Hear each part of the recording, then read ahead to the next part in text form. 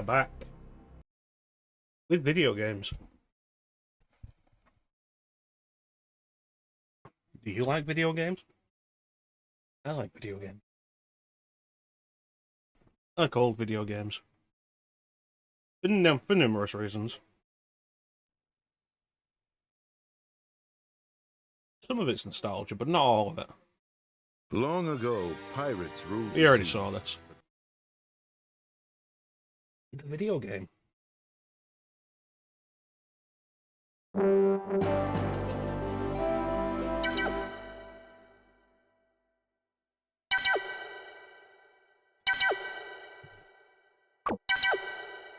So we left off, Alexia had gotten herself captured with her really bad disguise.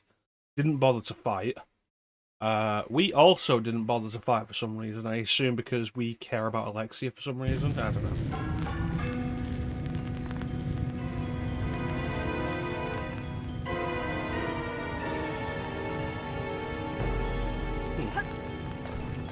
That is quite a bit of input lag.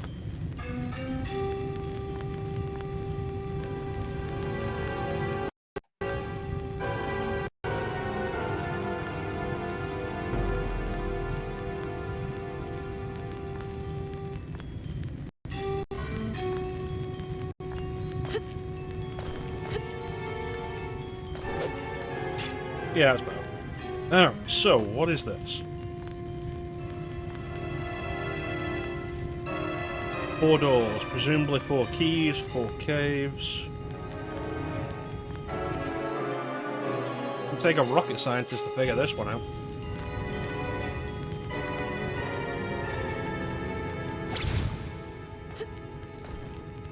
Oh god, I remember hating this.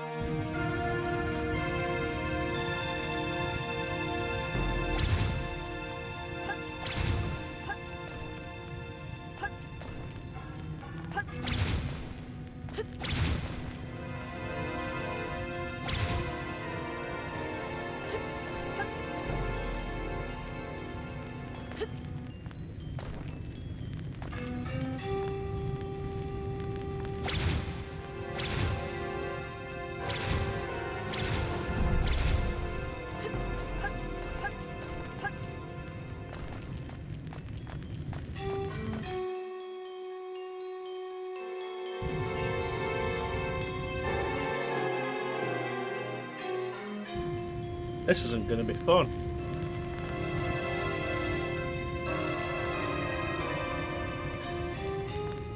Hey, Amanda. Appreciate it.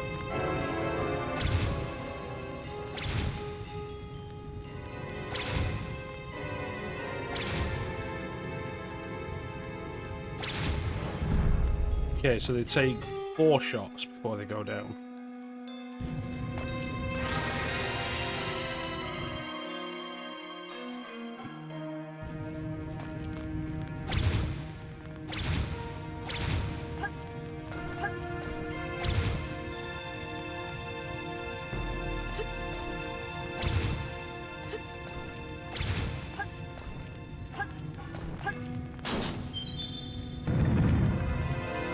Alright. There's one.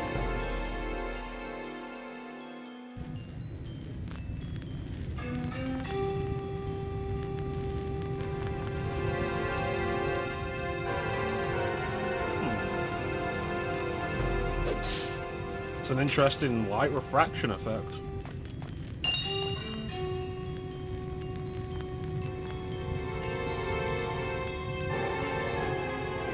I think I've seen anything like that on PlayStation. Except maybe Metal Gear Solid? You can't get a good look at the stealth camouflage like that in Metal Gear Solid. Certainly not from a fixed point while it's moving.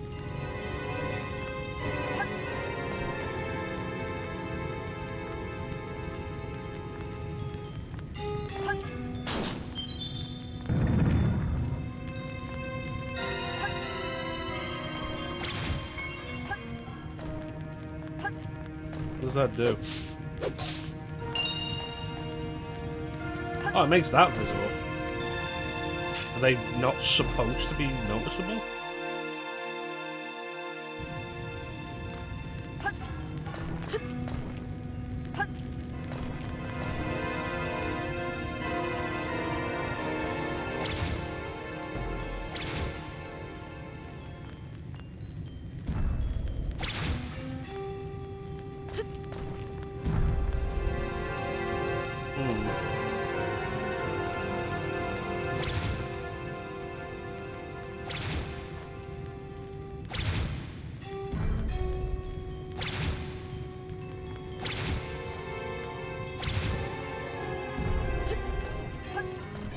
And I'll need a third.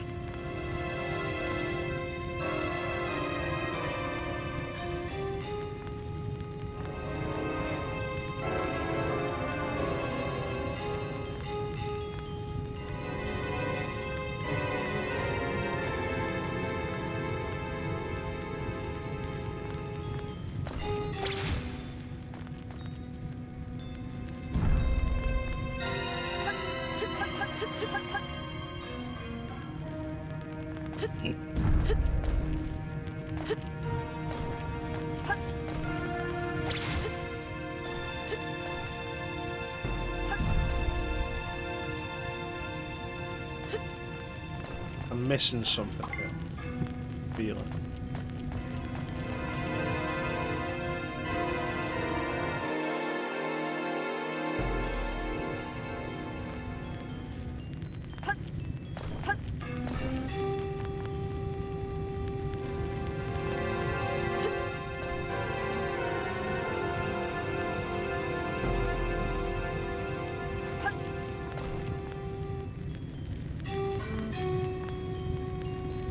I wonder if I'm supposed to see these or whether it's an emulation issue.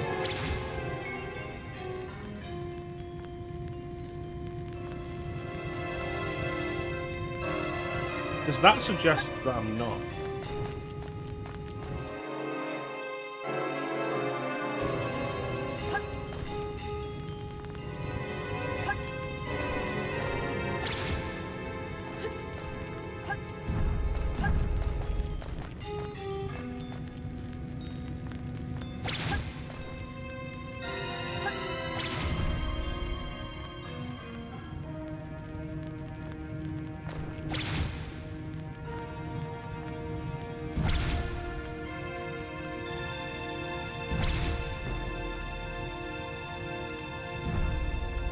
Wait a minute.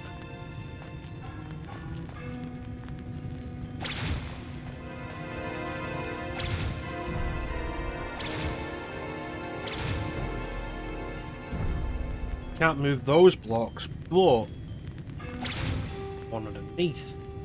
Ha ha ha.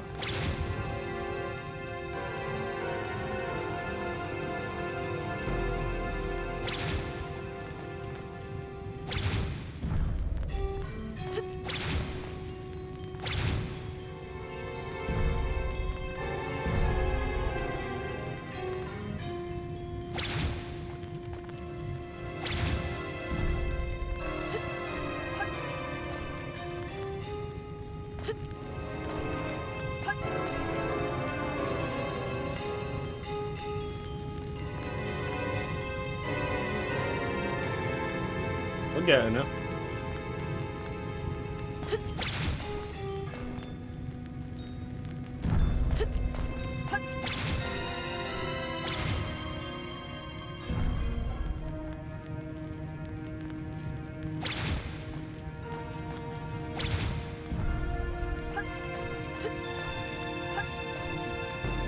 Yeah, I think we got it.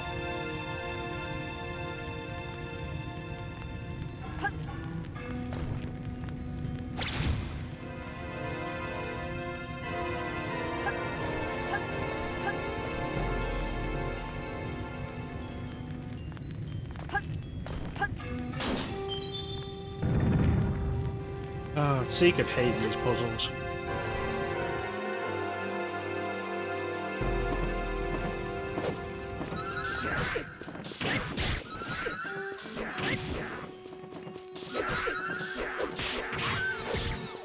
It sounds like they're doing the shot thing.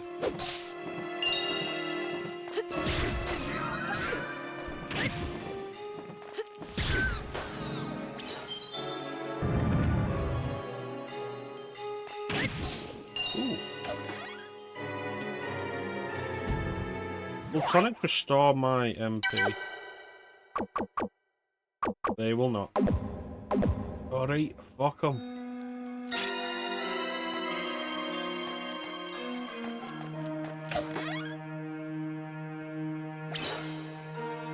We're gonna have so many darts by the time we get to go back to that place.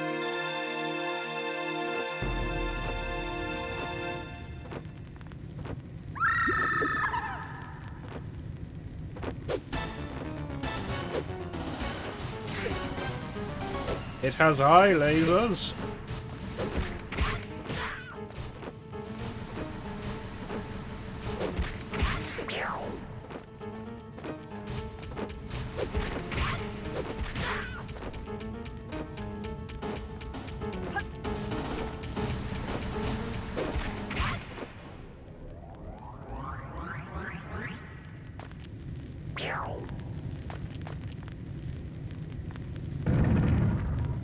Well, that was less intimidating than it seemed.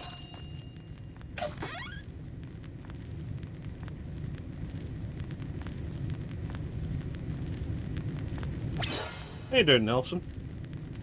I have no idea what you're referring to.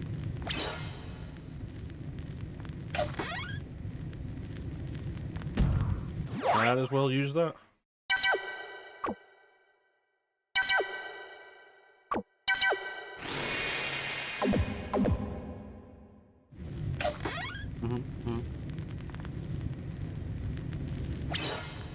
It's going pretty well.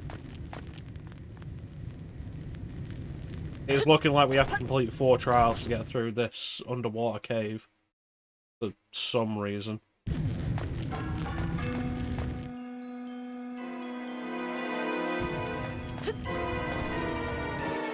Can't believe they don't just have like an exit or a teleporter back to the central hub.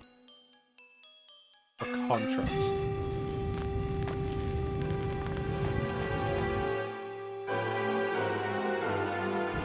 I get it. I get what you're talking about. I guess I'm just like, what an odd thing to come in here and immediately just start talking about.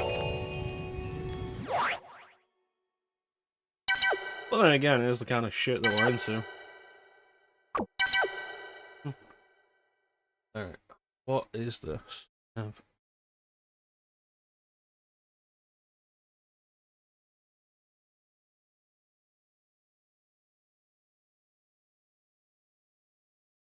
Is correct. Correctamundo.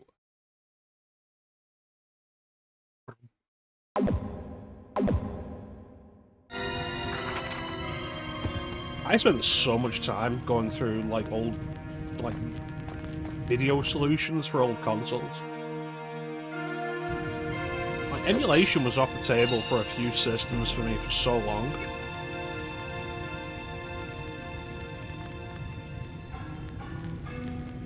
Like particularly with Nintendo 64.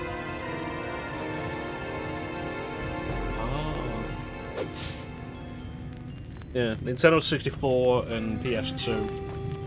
And Dreamcast, actually. My Dreamcast solution for a considerable amount of time was an actual Dreamcast.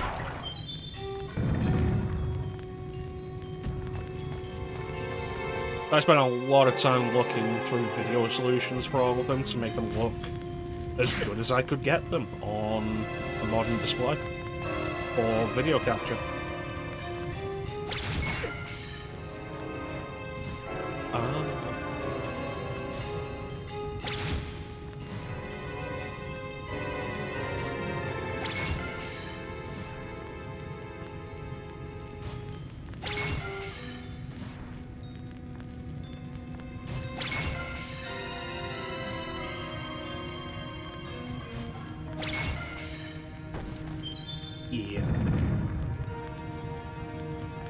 Yeah. lot of time, effort, research, quite a bit of money. And there was never a particularly good video solution for any of them except the Dreamcast. Like, it's not actually that expensive to get a good video solution for Dreamcast and modern displays.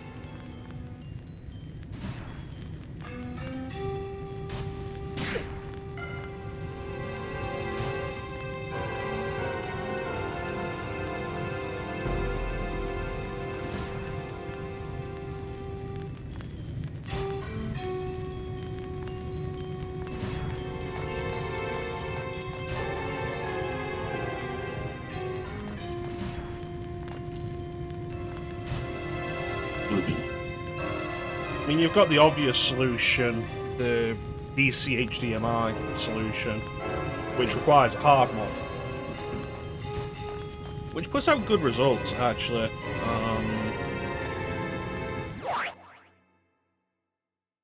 I mean, like you play an old system, right?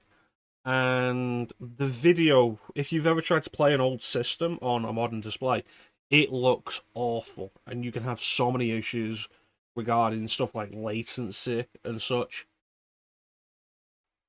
PS1's a good example. A good amount of games will run at 480i, which is an interlace solution. A lot of modern displays have a de-interlacing feature built in, but that adds lag time, which can be very perceptible.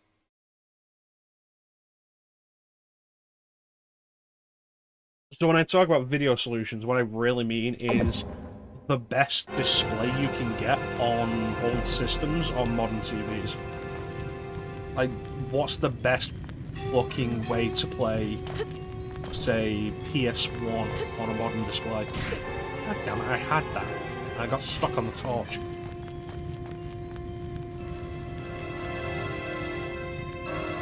Or PS2. Like, PS2 is such a pain for that.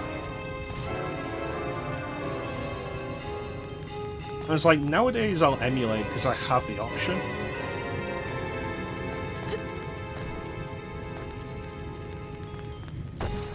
There we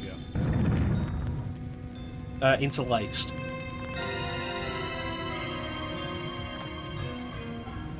Interlaced. So, essentially, an interlaced video solution is you have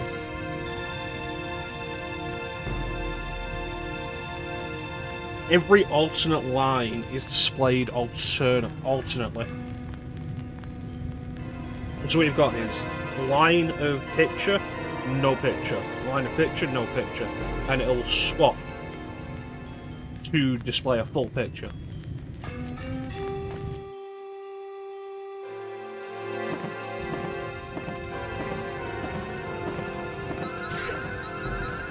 It's not something you see since HDMI became a thing, because a standard HD picture is much easier to render in that specific way.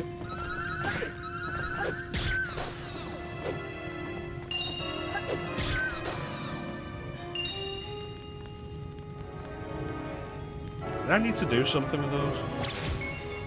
Ah. Yes, exactly. That's exactly it. And so a lot of PS2 games will display in 480i. Some will display in 480p, but to play those in 480p, you'd have to have component cables.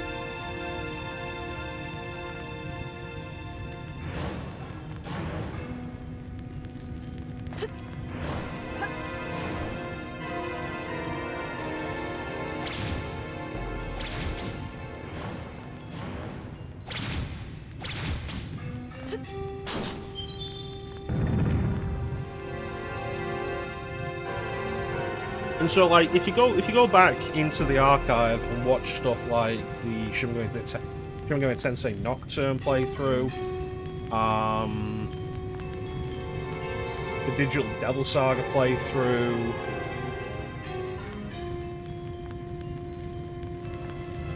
the Yakuza playthrough. I'm trying to think of something that I streamed on PS2 that wasn't Shin Megami Tensei.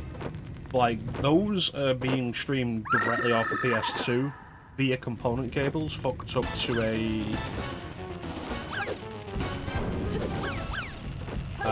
HDMI converter so that the capture card can capture them.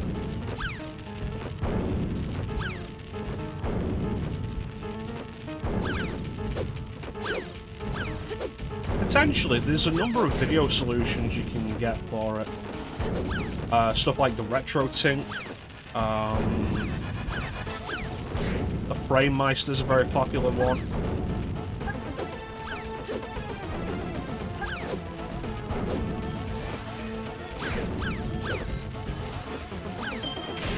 The primary issue is that they're expensive and very niche. If there was a good way of getting a Retro Tink delivered in this country, I would have gotten one.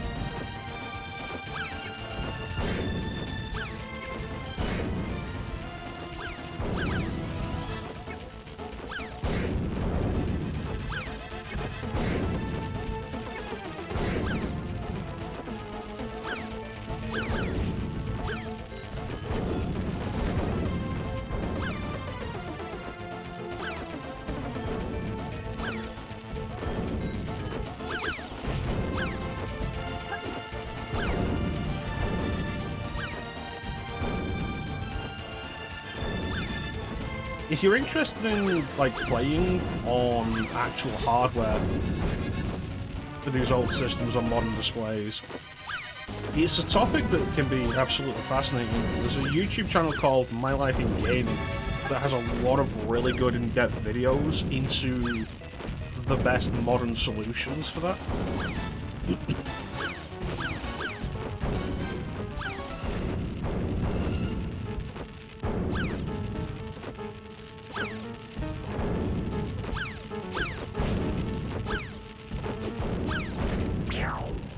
There we go. The best way to display old games on modern TVs, the best TVs to display modern games, old games on, the best iterations of consoles for the best video. Like, there's a bunch of different Super Nintendo models, and some of them have better video capability than others.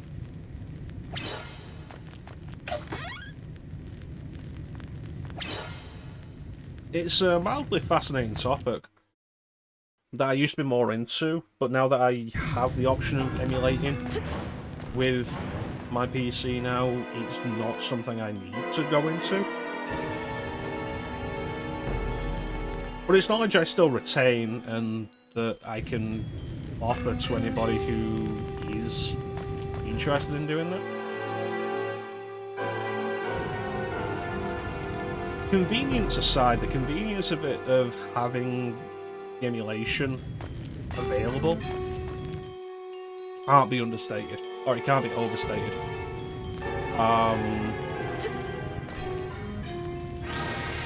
But like, if I had the space, I would absolutely just have like a big CRT TV and these old systems hooked up to them. Like, I've still got my Nintendo 64, I've still got my PS2, I've still got my Dreamcast.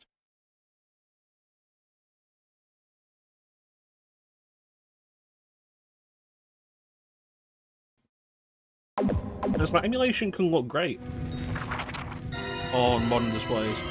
Like, we're displaying this at 1080p. And it looks really clean and crisp. Particularly the 3D models, like, it looks really nice. It would undeniably look better on original hardware with TV of the time.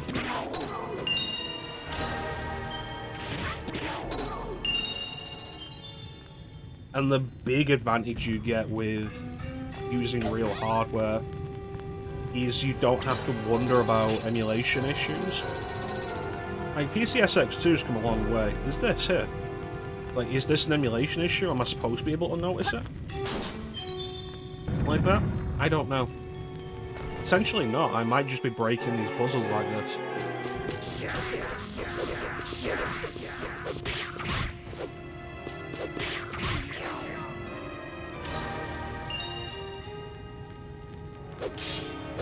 Well, like, as good as PCSX2's gone, compatibility-wise, it's still not as good as playing an actual PS2. And it probably never will be. The PS2 is such a weird beast in terms of its architecture. Why?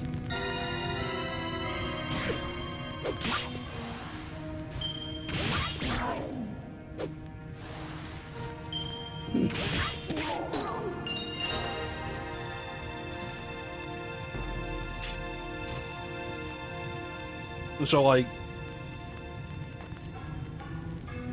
honestly, the best solution to playing any of these games is genuinely playing original hardware with a display of the time.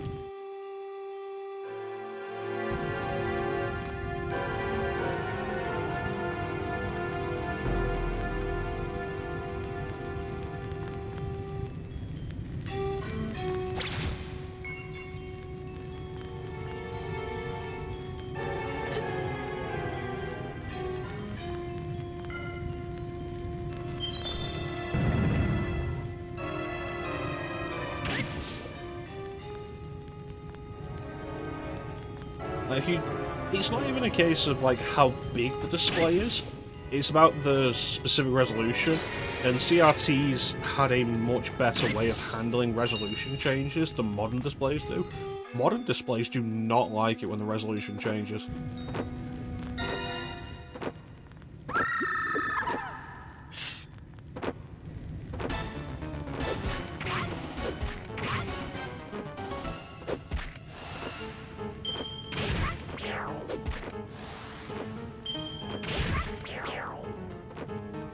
And so that was an issue, especially with Nintendo 64, when it was like, I want to stream the Nintendo 64 version of Resident Evil 2. If you have the expansion pack in, when you play the Nintendo 64 version of RE2, it will change resolutions from screen to screen depending on how many 3D objects there are on that screen. Which modern displays hate. Try to capture that, it'll lose signal for a brief instant. Every time the resolution changes, it has to refine the resolution. Every screen. Like, not even every room, every screen. But CRT has handled that effortlessly.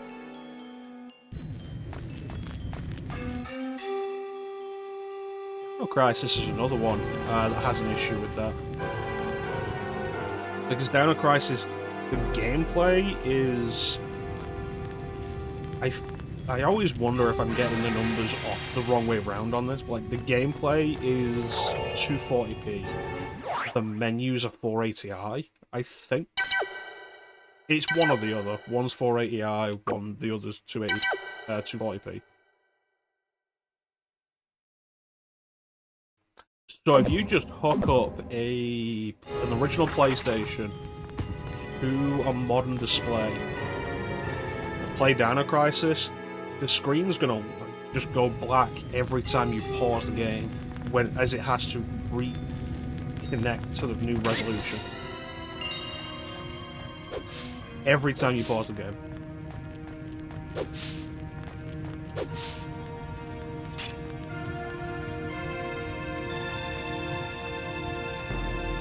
Oh yeah, there was definitely a need for efficiency.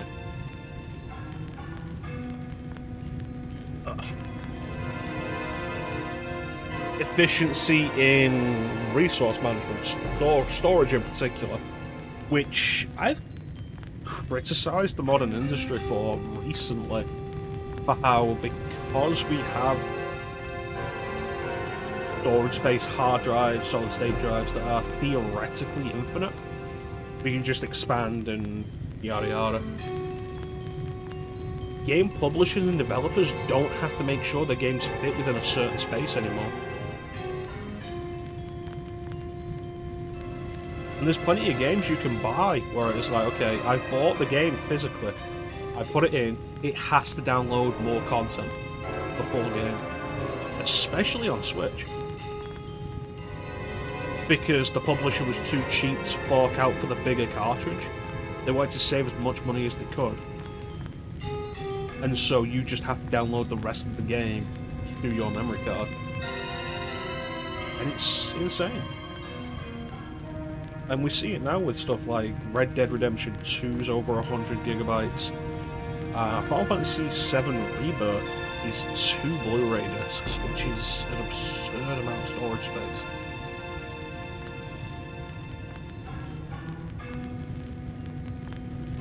Because everything has to be uncompressed these days. Once we started having these bigger storage mediums, and then the theoretically infinite storage mediums, it was like, why bother compressing anything? Leave it completely uncompressed, taking up as however much space it needs to.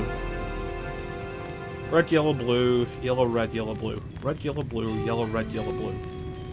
Red, yellow, blue, red, yellow, blue.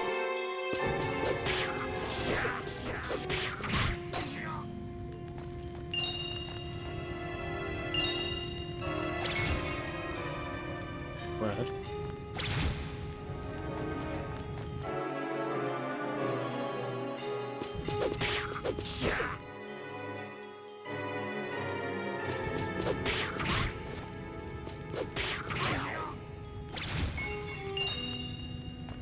Red.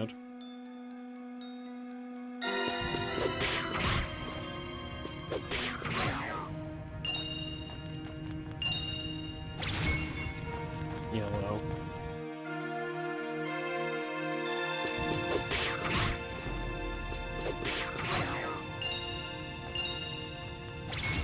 Blue.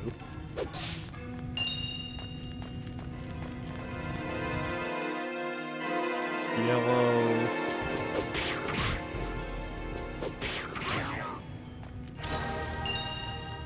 Red. Yellow, blue.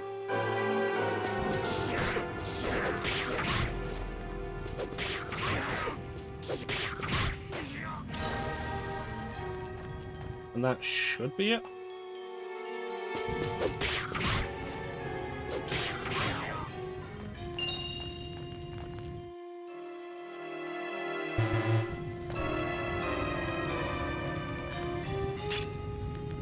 I bet you that's gonna be because I got knocked back that first room. Red, yellow, blue. Yellow, red, yellow, blue. Forward, back, forward. Yeah.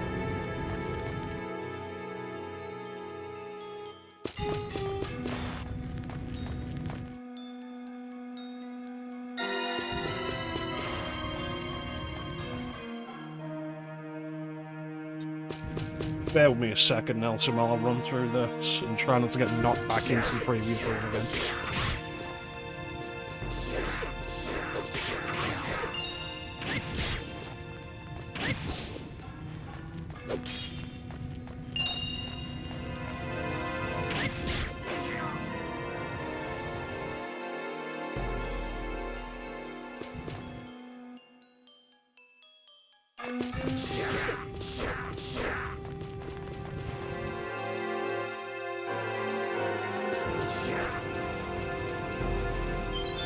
There we go.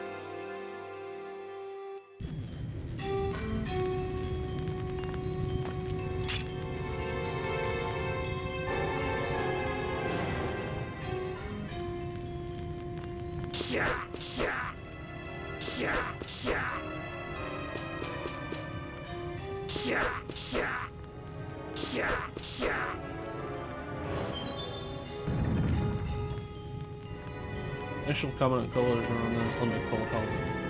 Colors, brightness. Made sense with the texture. Yeah, I get what you mean. Like, these walls here are specifically...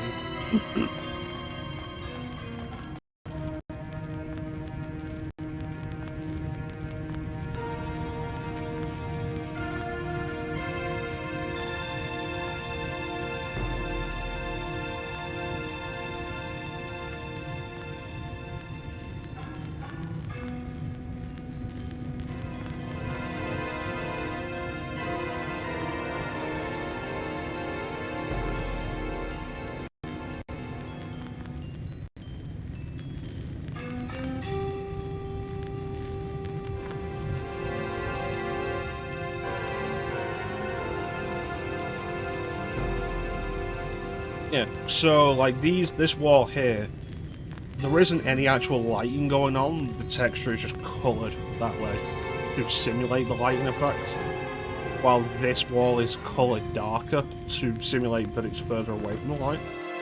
It's something you did see in old games in that regard, because they couldn't have stuff like real-time lighting. Real-time lighting was expensive on the hardware.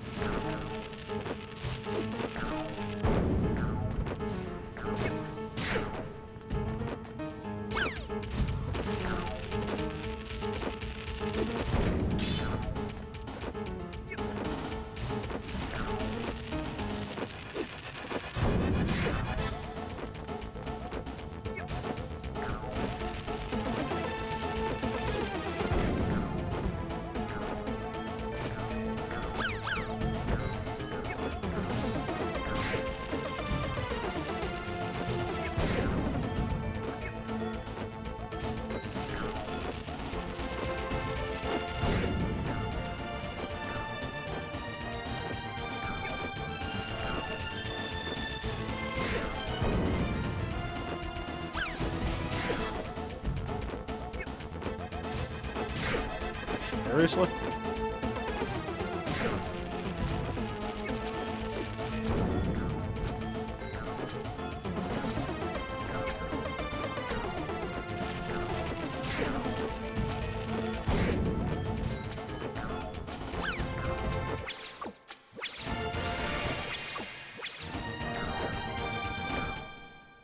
You know what? Every one of these runs has dropped a tonic.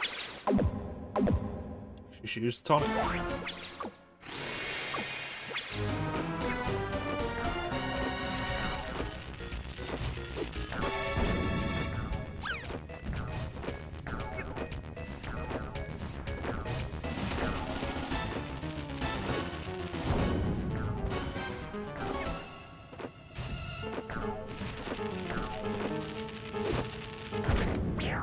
There we go. Yeah. Limitations on color choices, though, is something that only generally happened with older systems. Like, your 8-bit systems generally had less color to them. It's the main thing the Sega Master System had over the NES. It had a much broader color palette.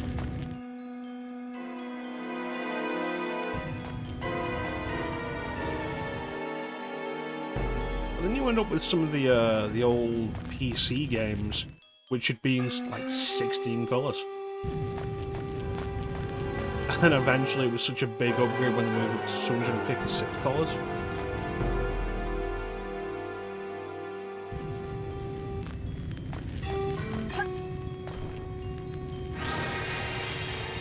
The specific design process of old games was always really interesting. Because it's like you say, there were so many limitations they had to work within.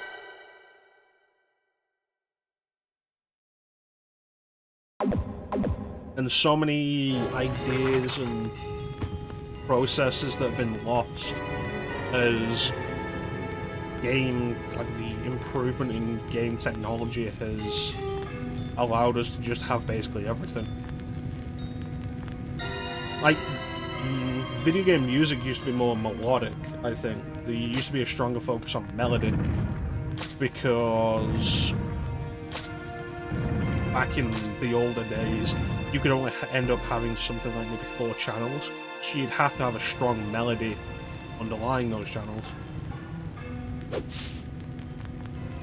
Nowadays, you can have a big, full orchestrated experience, and in the moment it might be more impressive, but it's also less memorable, because there's less of a distinct melody there. Hello.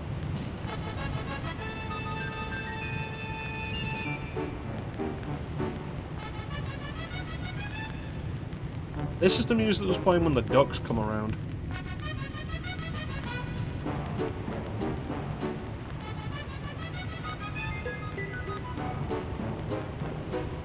Oh, Prunewell. What the hell are you doing here?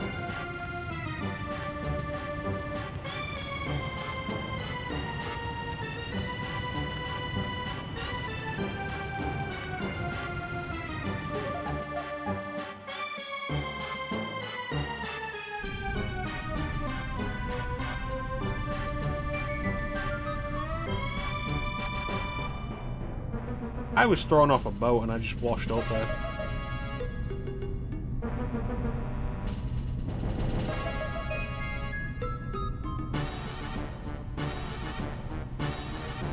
Is that a bucket of tomatoes you have there?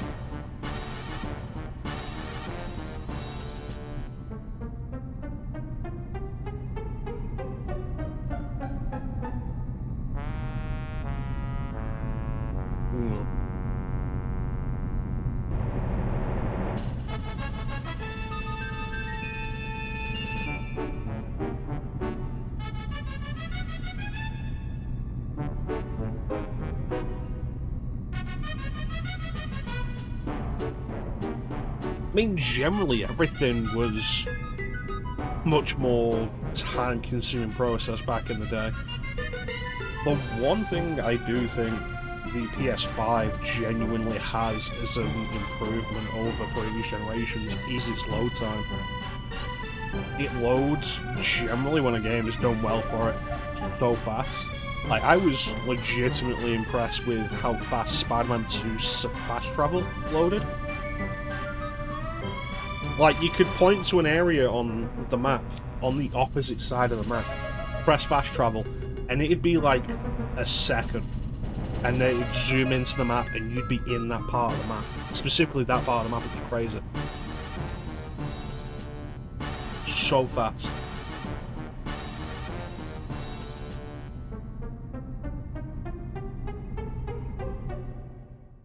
Alright.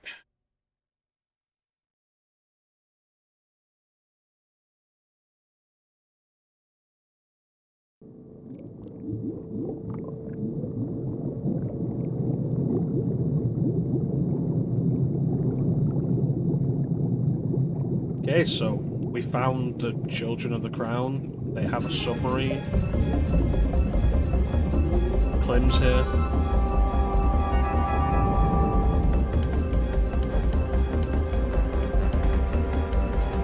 That whale we saw at the start of the game's back.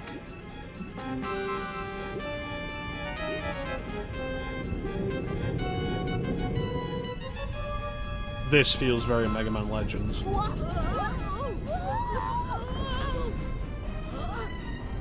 What is that thing?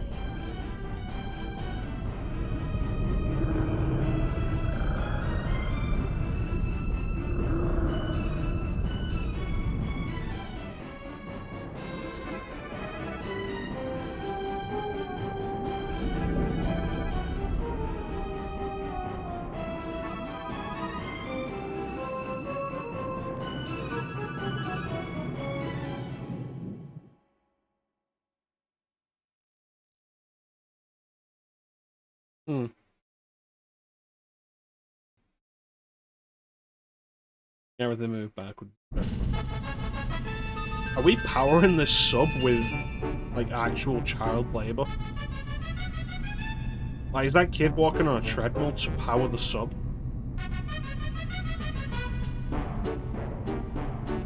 How you doing, Clem?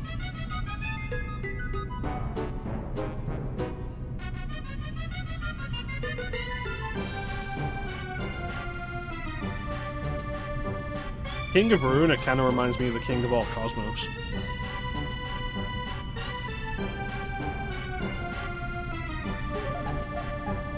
Big dog. Is that frowned upon? It depends who you use.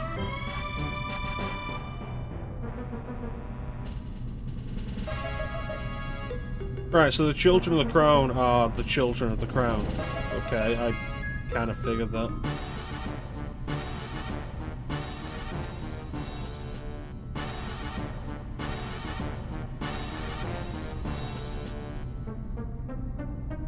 Dude, you couldn't defeat Aaron Diaz with her. can defeat a wet paper bag with Alexia. She's accomplished basically nothing.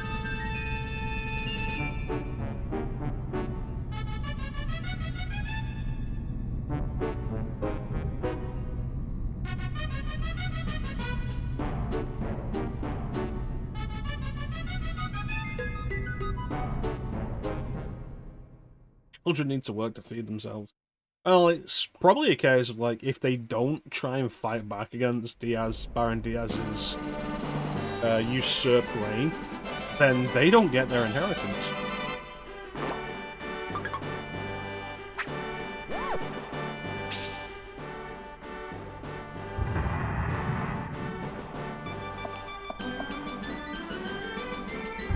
My king, I humbly beg you for Princess Alexia's hand in marriage.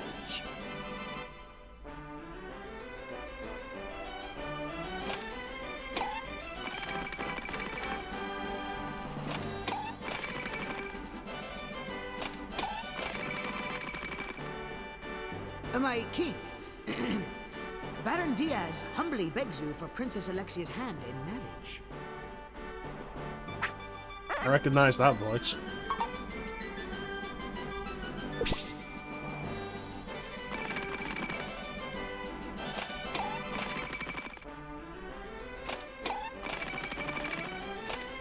The king has granted your request. I am most honored, your munificence. But you're so old.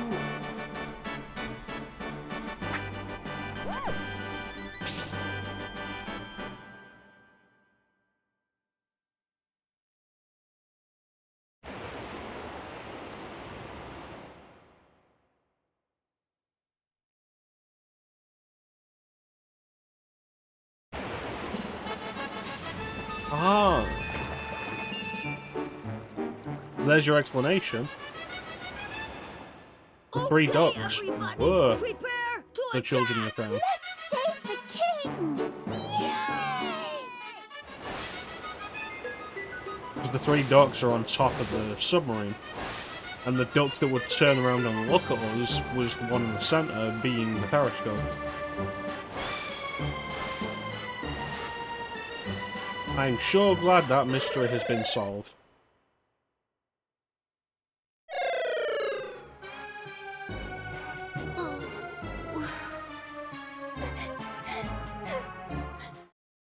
I swear to God, if I was captured alongside them, I will not be happy.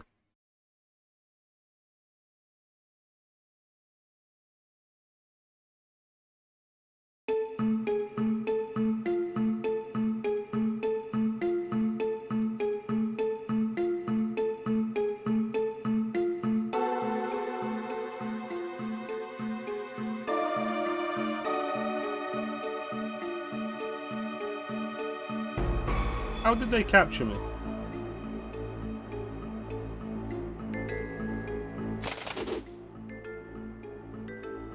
I still have my sword. Fight back.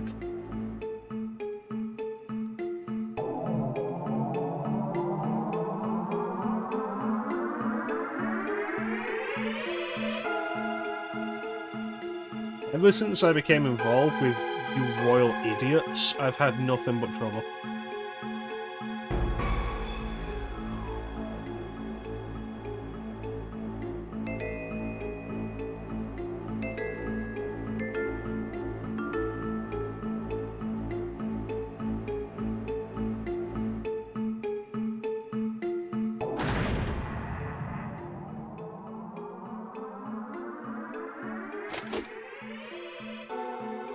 Come in there. I've got my sword. I will tear you apart.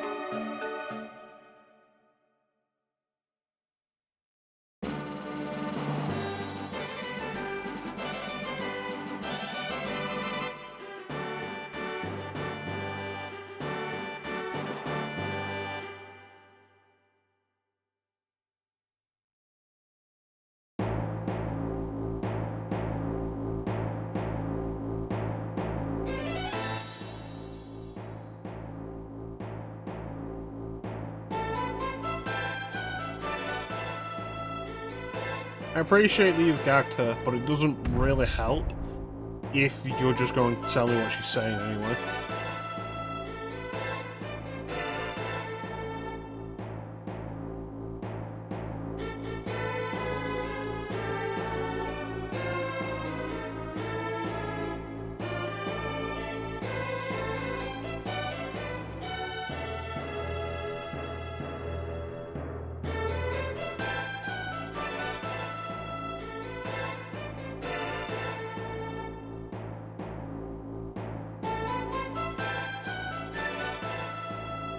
Isn't he supposed to be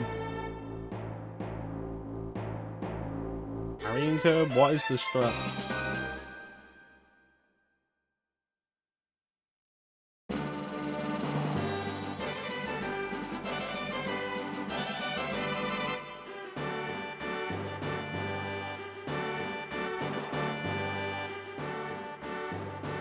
Welcome back, Mender.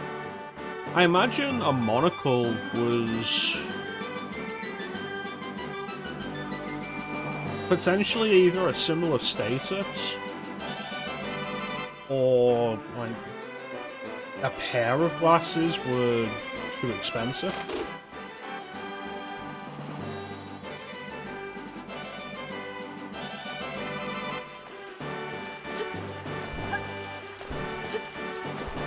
I'm not a historian though, so I don't really know.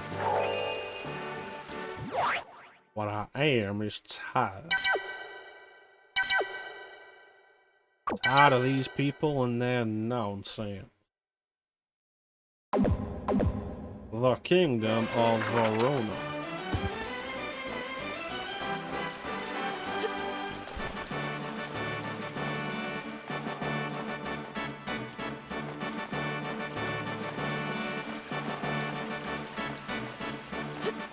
And there's just nothing over here. Yeah, I imagine a monocle probably... There's no real way of knowing without researching, which I don't want to do. But, like, it's possible that the benefits of glasses on people of poor sight weren't really known to anybody but, like, the rich. And so it's like, oh yeah, no, if I hold this piece of glass to my eye, I can see better. And then it took, like, several hundred years to figure out maybe they could do that to both eyes at once. There's also that as well. Like, you'd end up with a monocle that was just kind of good. Here's Roswell.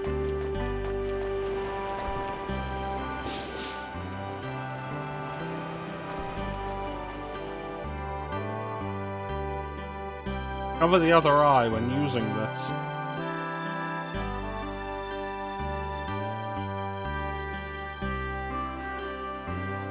I guess not. I'm a very busy man, you see. Now, fuck off. Rude man in a wheelchair. When will people in wheelchairs learn that they can't just be rude because they're in wheelchairs?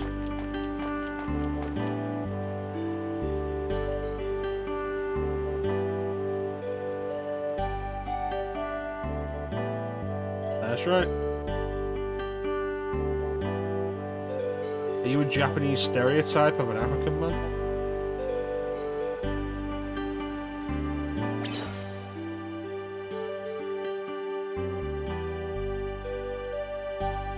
Find the hook-handed man. You mean Zappo?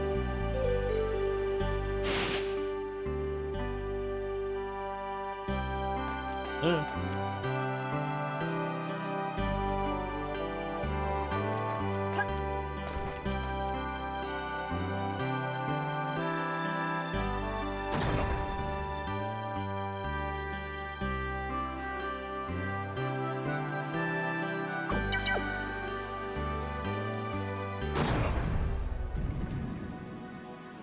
Voiced by the legendary Earl Bowen. Yeah. Oh, hey, Ruby.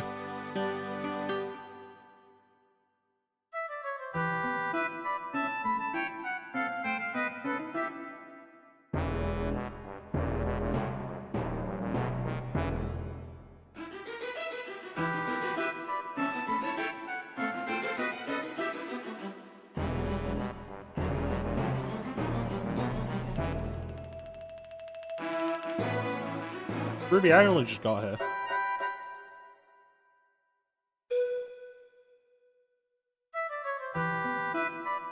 If you want to come with, then no problem with that. You're probably more used to me than Alexia was.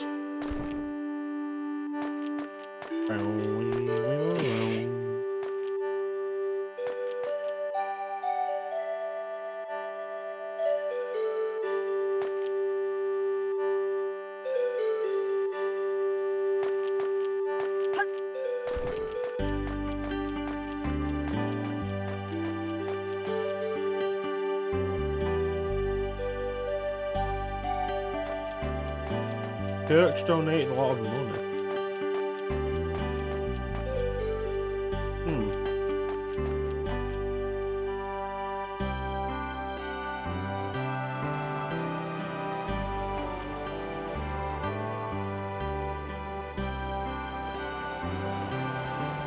Face of a gorilla and the voice of an angel.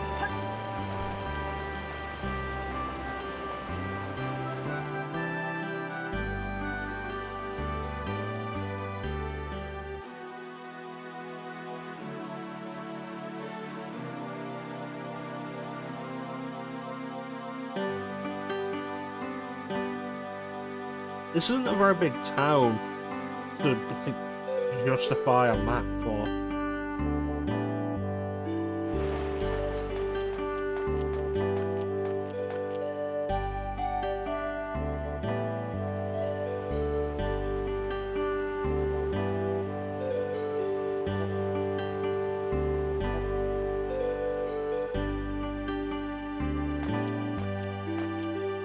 Vanilla wafer.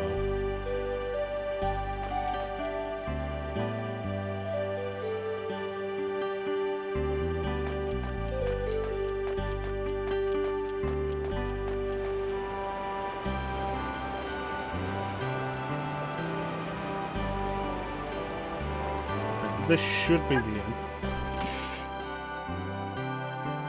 If my map reading skills are to be believed. And there's Albert.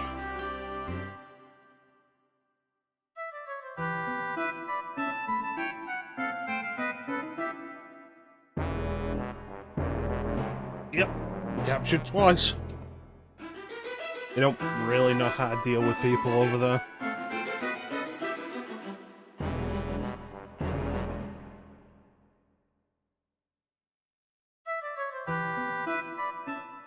Why do they not know where Zeppo is?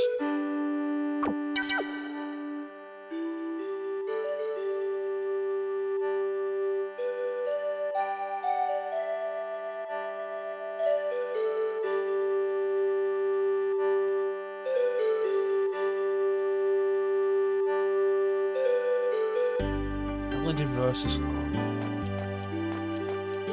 You know, if Clem's still here, Clem's also a good one to have this conversation with.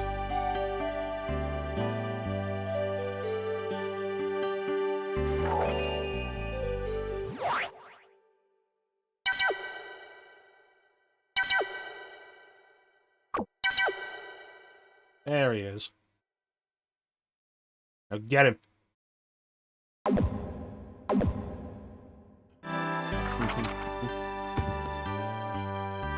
I don't know, like, it really depends, because there are some classic examples of really strong melodies that are also like, let's go, let's do this, yeah. Like, I have to pee. Take your phone into the bathroom.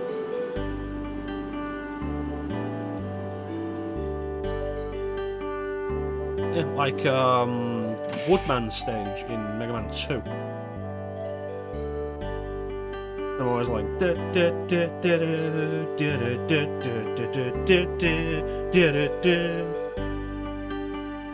you do the little movements with Mega Man's arms.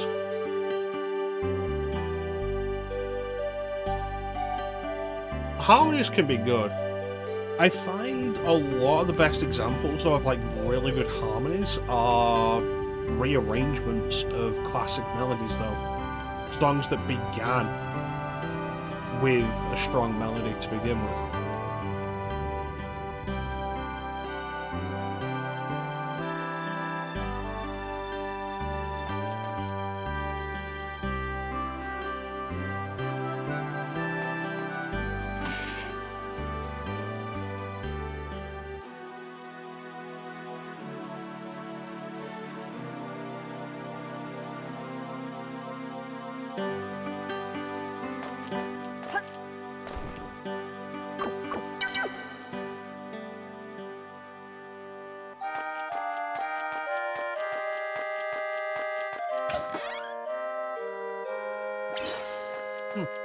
A little surprised I didn't carry more than one of those at once.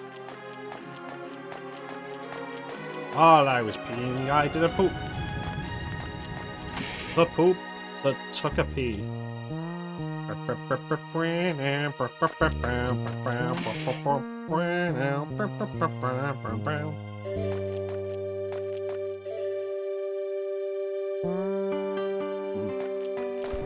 I think there are examples of themes that get better as harmonies.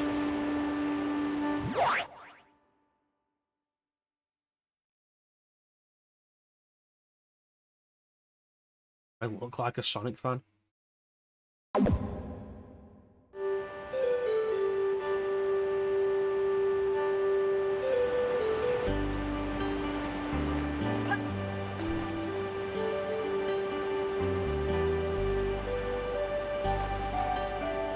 See, you've corrected me, Clem, and now all I'm thinking of is the Sonic 3 mini-boss theme.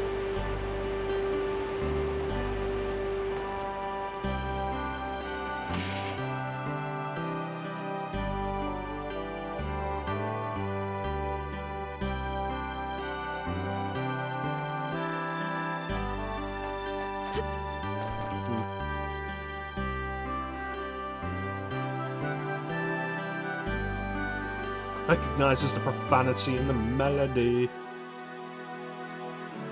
But yeah, no, Sonic, I think a really good example of a strong melody in Sonic, in classic Sonic, is undeniably Chemical Plant Zone.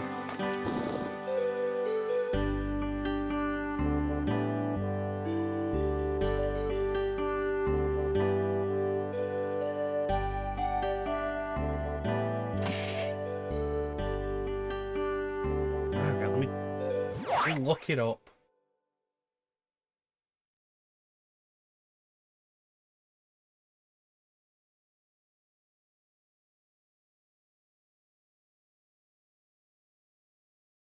Sonic 1's boss theme.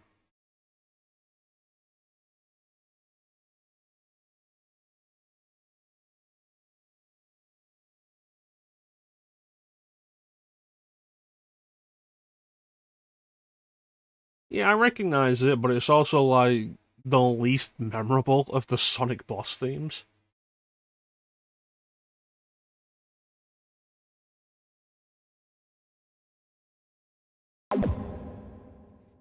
Chemical Plant Zone.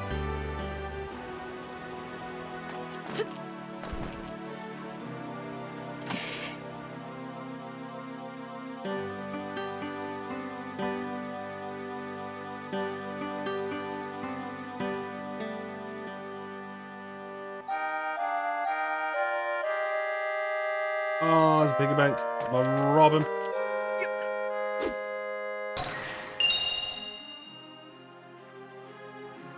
You know, actually, I should check if there's a shop around here.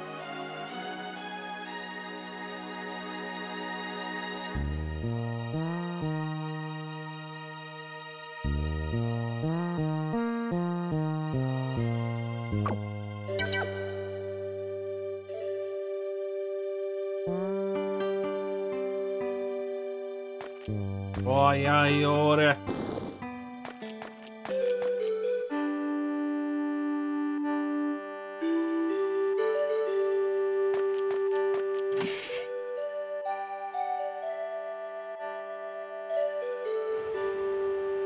Ai, ai, ore.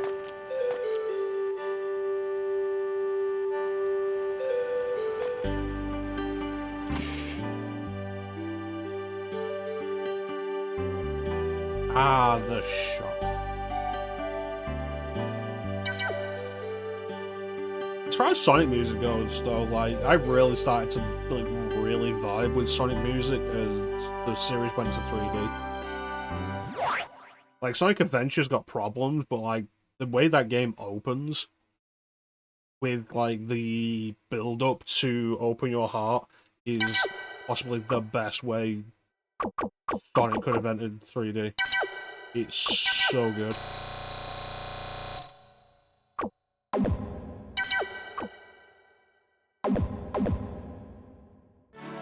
You gotta open your heart soon. Can't hold on much longer. I will never let go.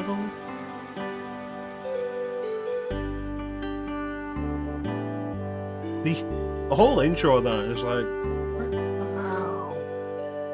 you gotta open your heart to. And it's like, you know what?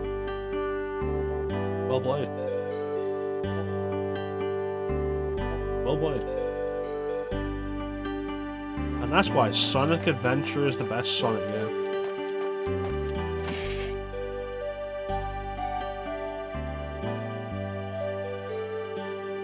Even if overall I vibe with Sonic Heroes soundtrack more.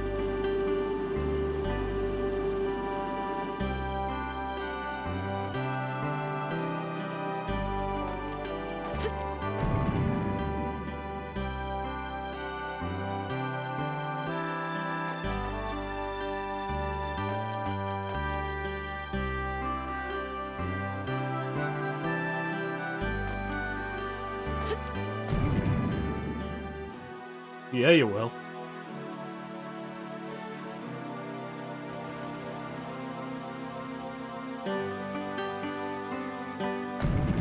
I didn't do that.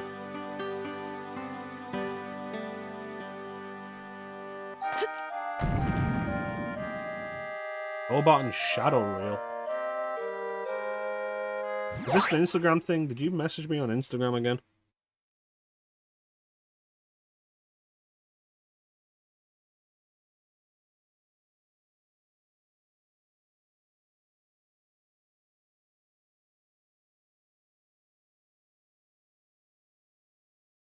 Nope.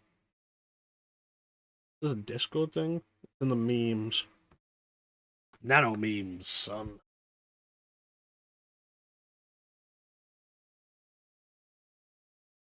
Did I look at that?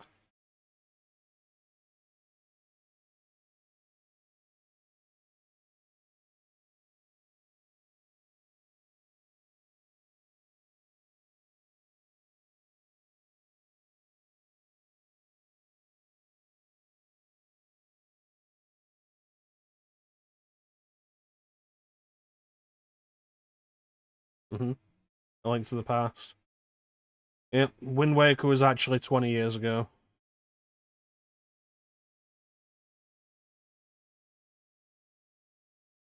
I don't know what this has to do with Shadow and robots. Wait a minute, is that the one you put in Ali's Discord?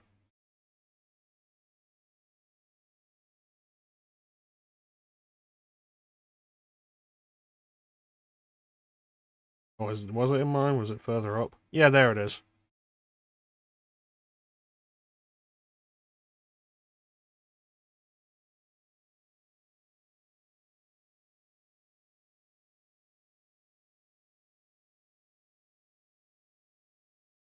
So now, what we do, Clem, is we scroll up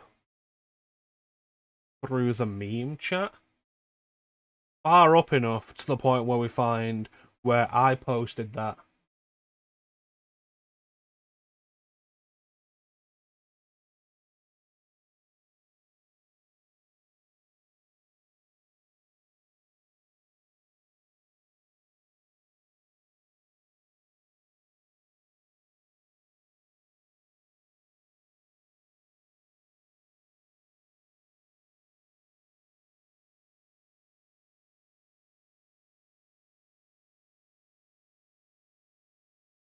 Still scrolling.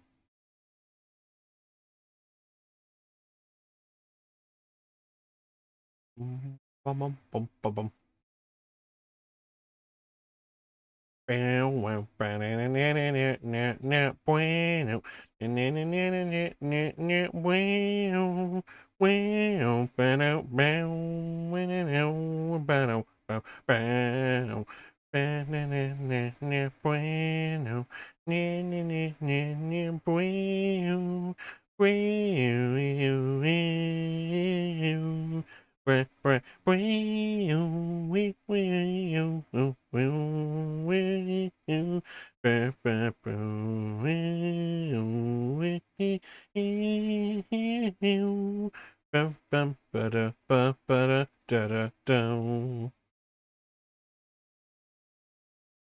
Still scrolling.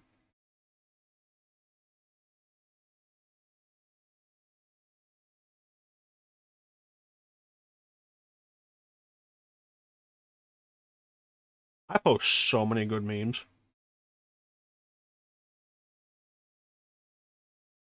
So few people actually appreciate them. Here we go.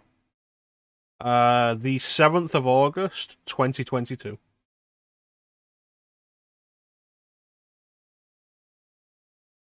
2 years ahead of you, Clem.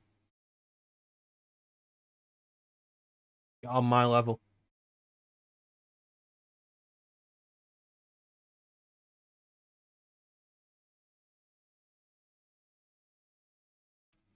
Right above the classic Christ for Arms. Honestly, Clem, go back through the memes channel. There is some gold there that you'll have forgotten.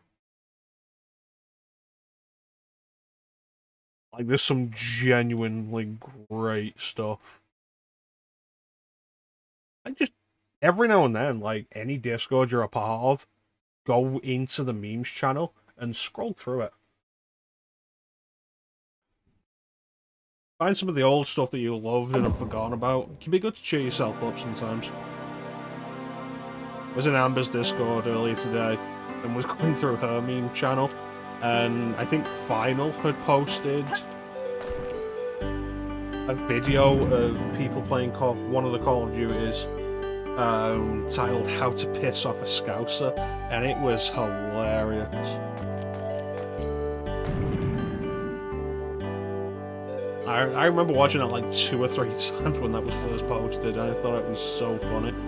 And like I watched it again today, and it was so funny.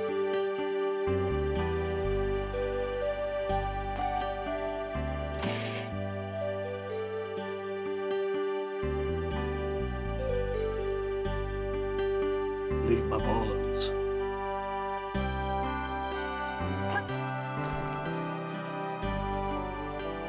A man with a hook hand? I've never seen a hook hand. A man with a hook hand? I've never seen a man.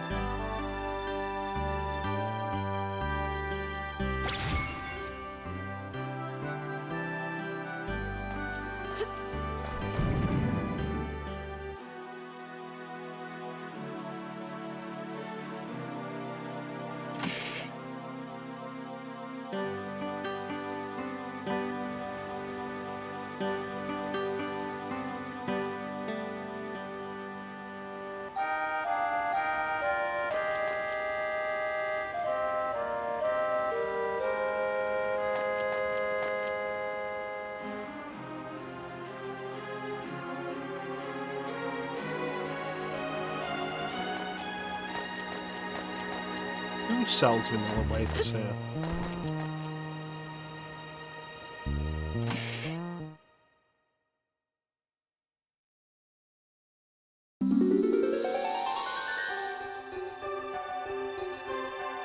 Omega.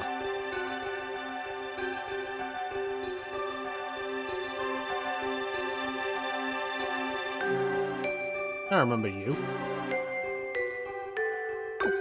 Nope.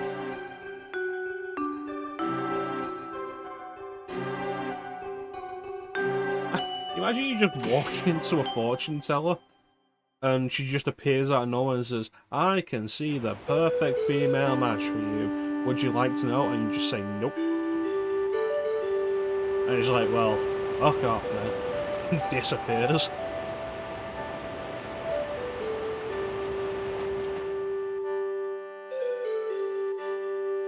Hello. I can see the future. I can tell you who will be your perfect match.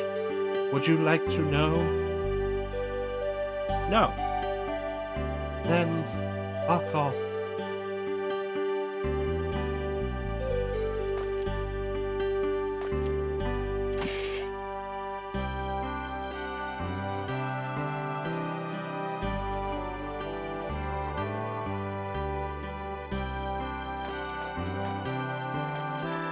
The weirdest part about this is, like, searching for Zeppo, and we've not just been hearing him wherever he is.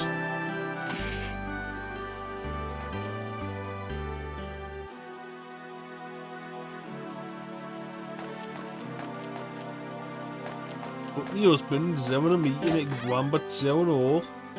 Why don't you ask him? He might be able to enlighten you, like... A hook hand?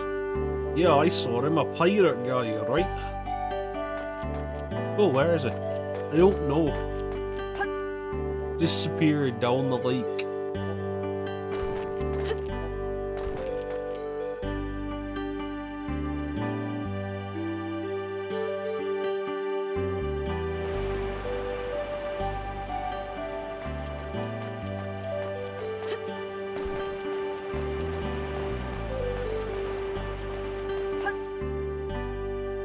Well, I made it back to the town hall.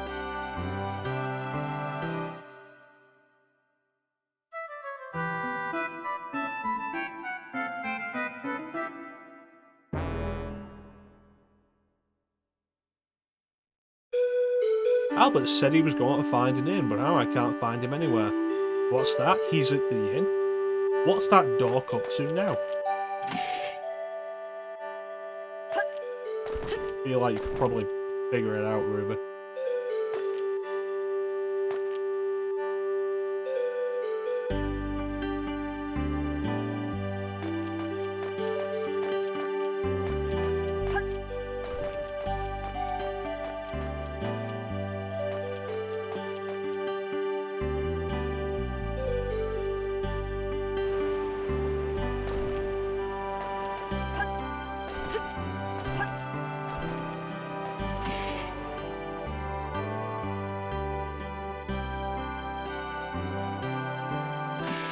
And now Albert's disappeared?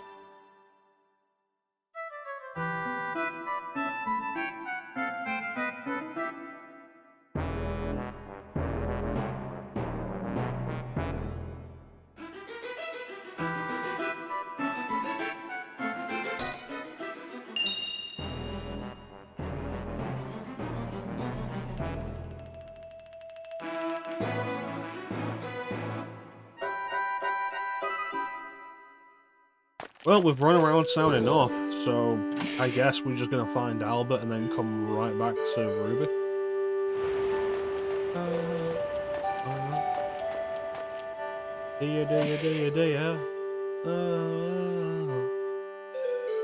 Oh, that was easy.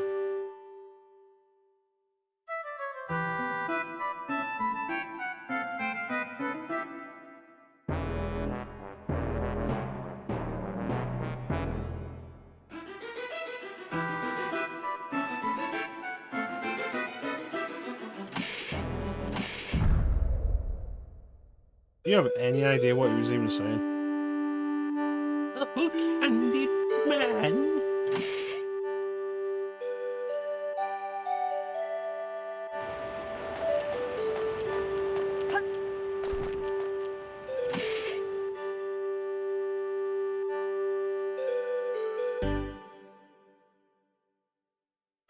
We might be finally getting somewhere.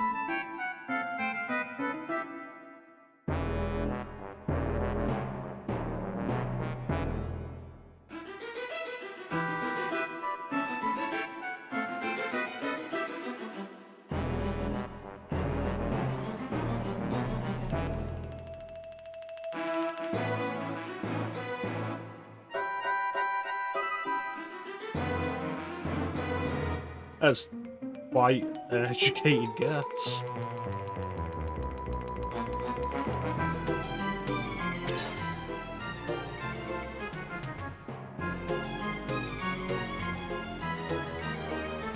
We should be enemies, but as it is, I'd rather be working with these two than with Baron Diaz.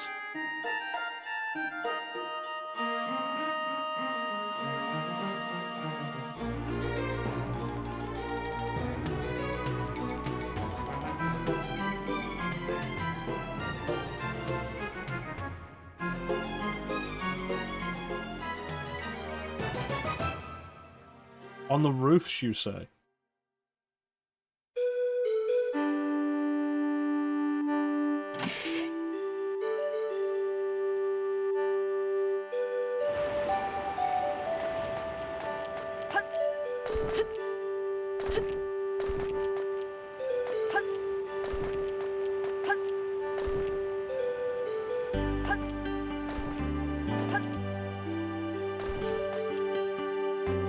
The window to the wall. Well, I find Zappo on the roof.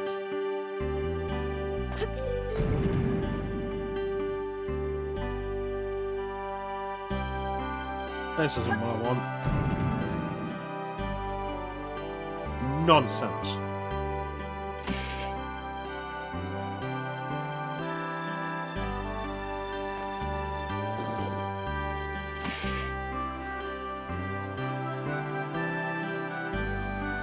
Oh, Linda.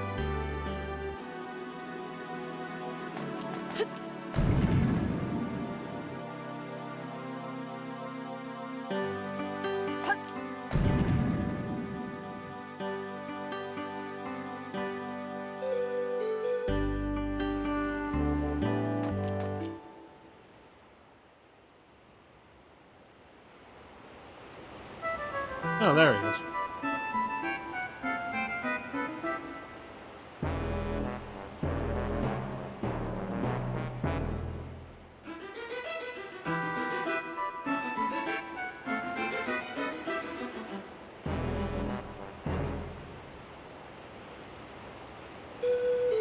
These shenanigans.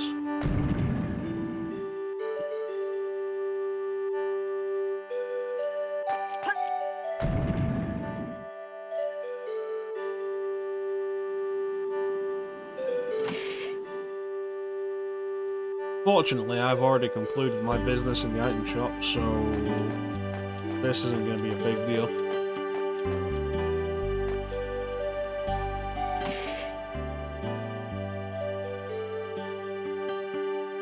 There he is. That chunky bitch.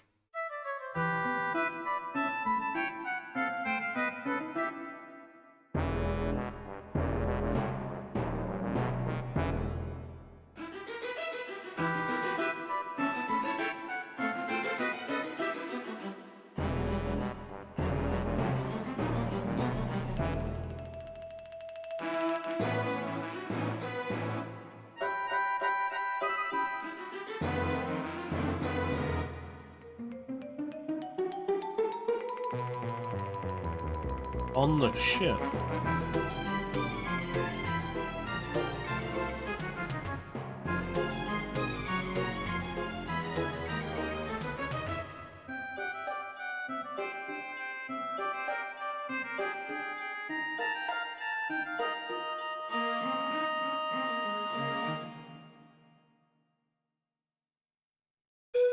What's the plan here?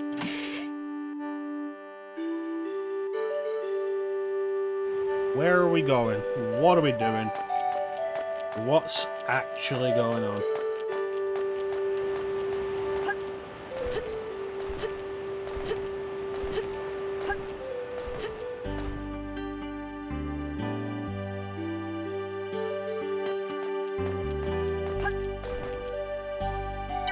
To the roof. The roof. The roof. The roof is upstairs.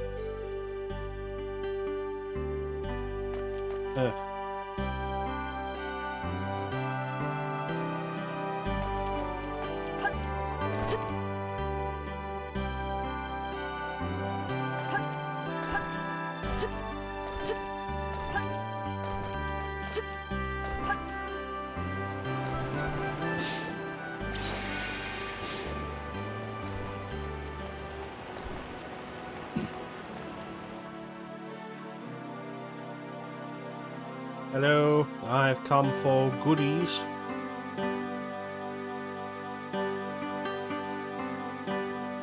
Yeah, apparently I'm supposed to see for something.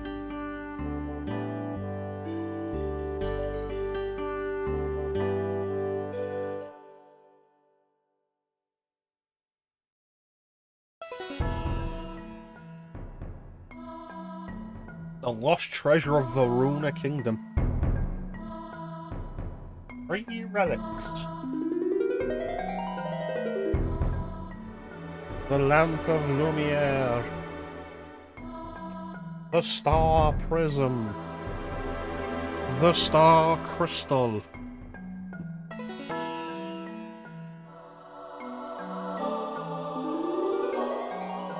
Weird, 2 of them are called the Star something, and then the third just like, oh yeah, the Lamp of Lumiere.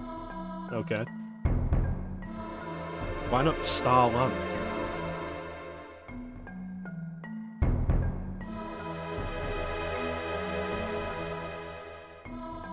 Okay.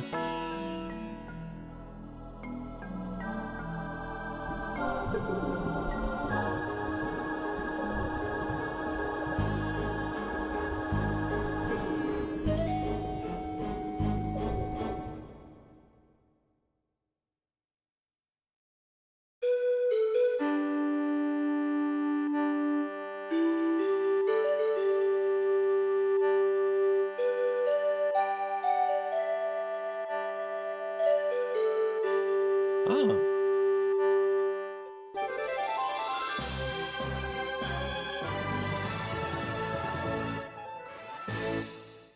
So what's the value of this?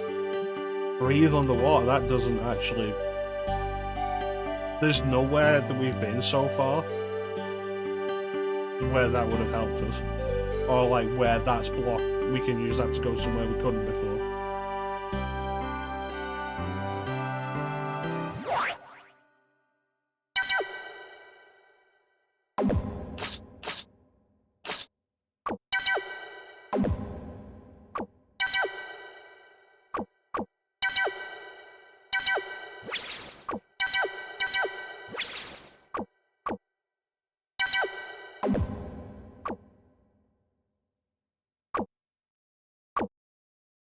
Hmm.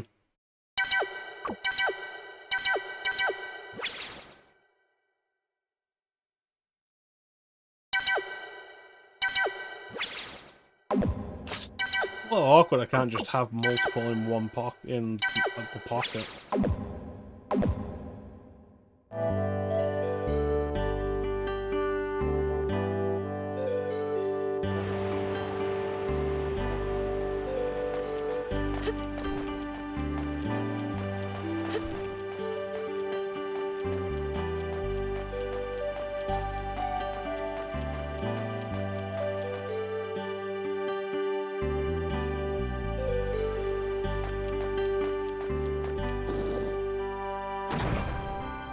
Well, I guess not really anything else worth doing now other than to go to the port.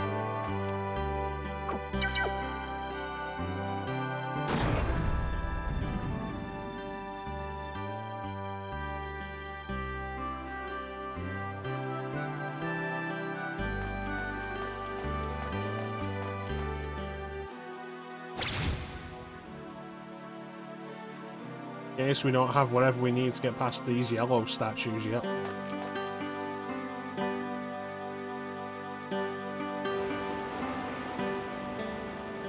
You know, that's actually an interesting contrast to make against Zelda. We've been going through these dungeons and doing stuff.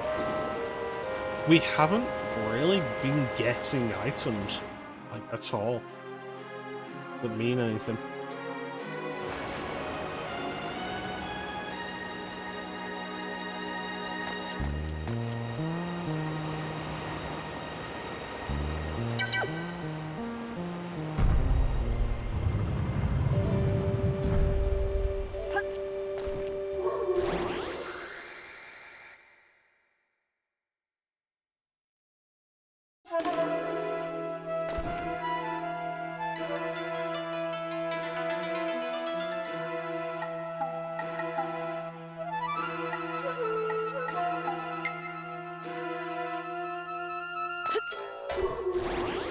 It's surprising I've not found any more puzzle pieces.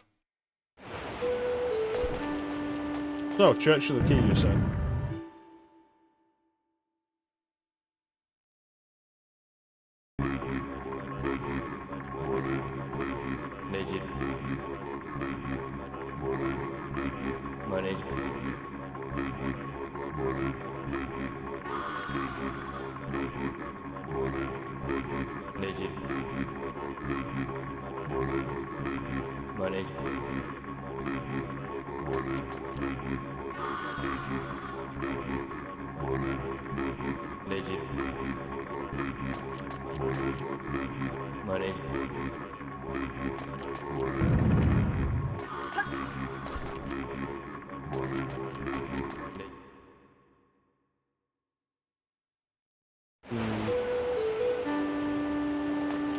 Curious.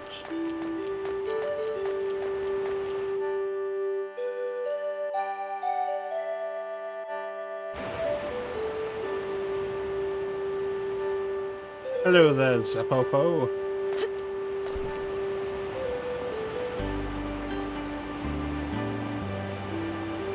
Yeah, because there's literally nowhere I can go on this area.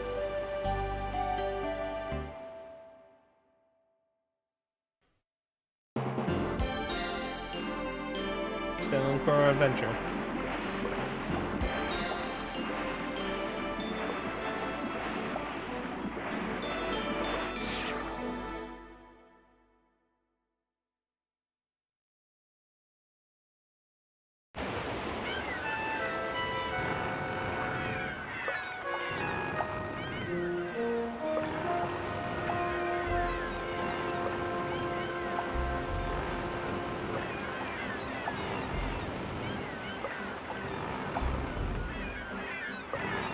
Eagle ruins.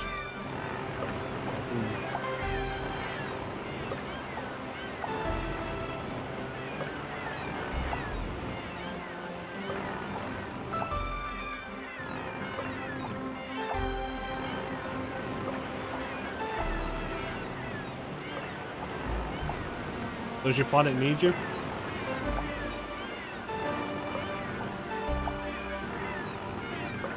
Thanks for joining us, Glenn. You take care of yourself, buddy. And we'll catch you next time. Ciao.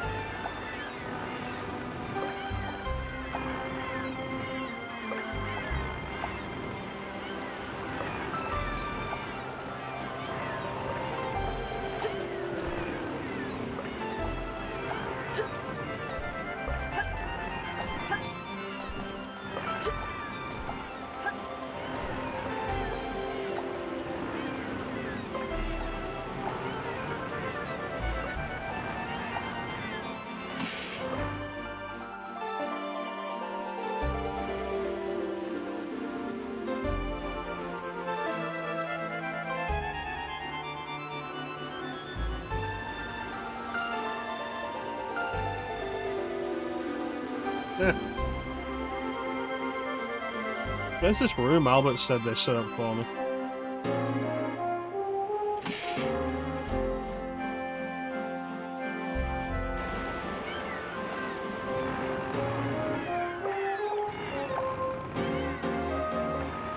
Ah.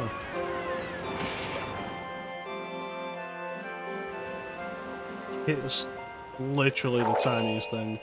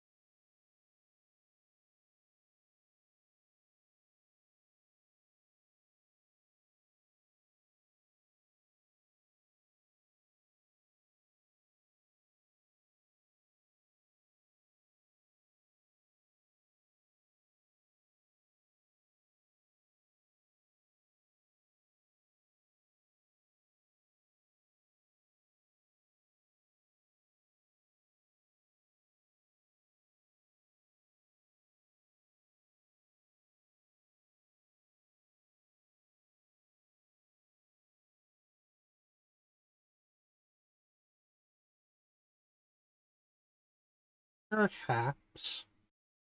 Can I make that a sound alert?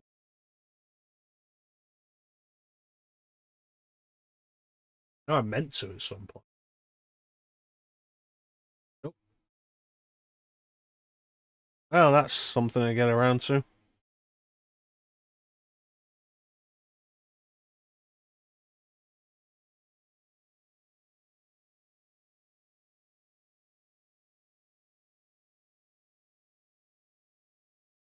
How's everybody doing tonight? Everybody good? Everybody having a good time?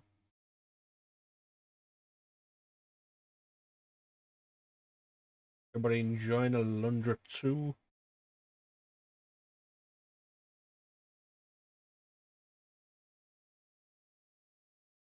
Perhaps.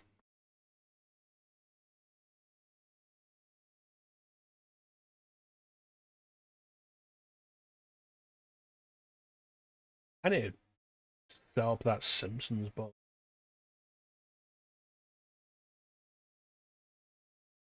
Anyway. Let's go for a swim.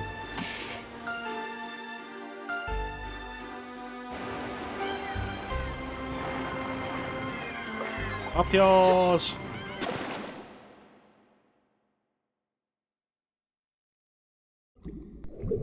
If I recall correctly, this entire dungeon's played in like a 2D perspective.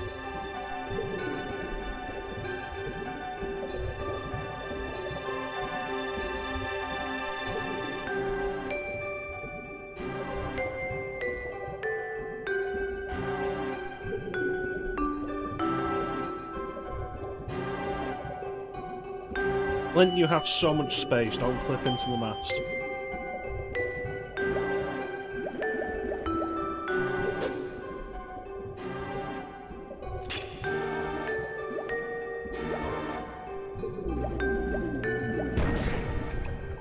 The pirates have their own mines to sabotage me.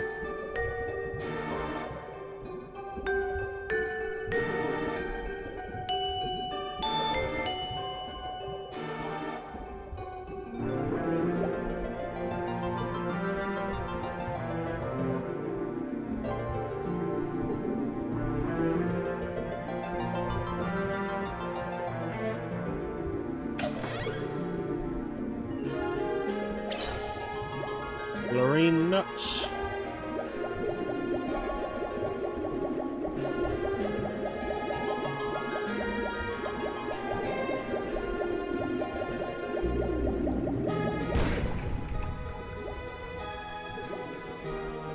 The blast radius on those things seems deceptively large. So I guess the idea is to try and not trigger them at all.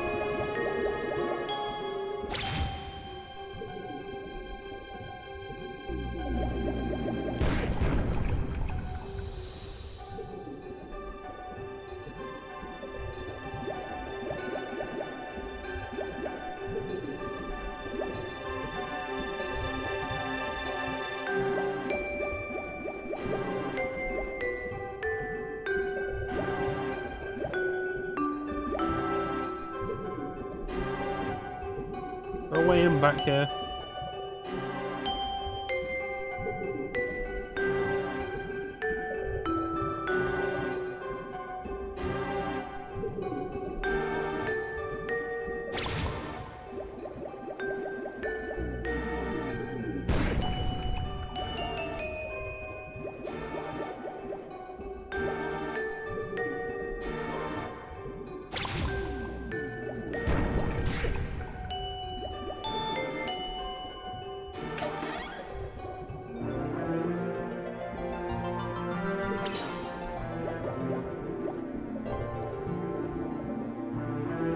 Alright, so shooting this puts out a bomb.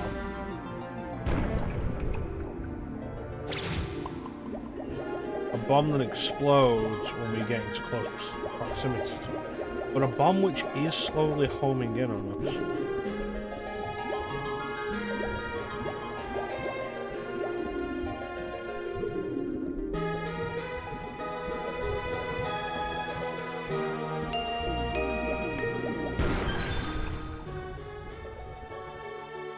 I'm in.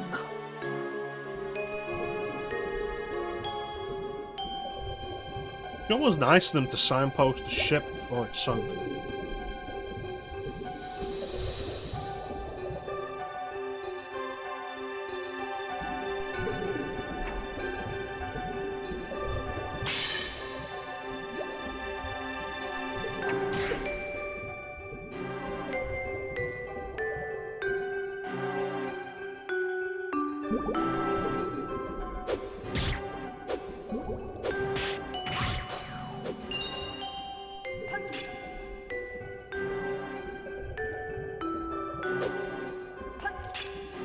Nothing over here.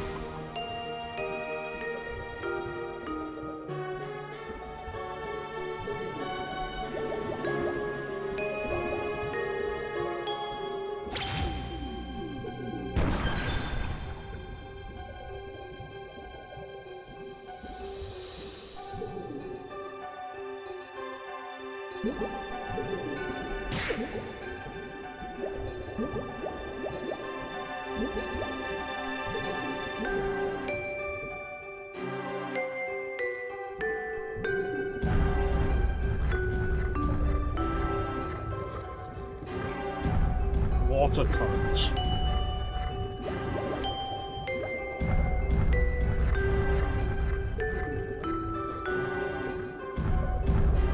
I love when old 2.5D games would do that. Turning perspective thing.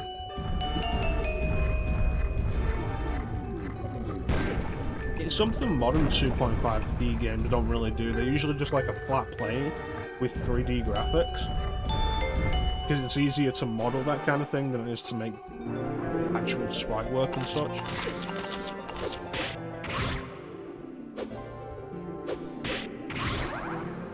But, like, back in the day, it was such a cool show of the immediate advantage of 3D over 2D within a 2D space. To have a camera move around like that, it was cool.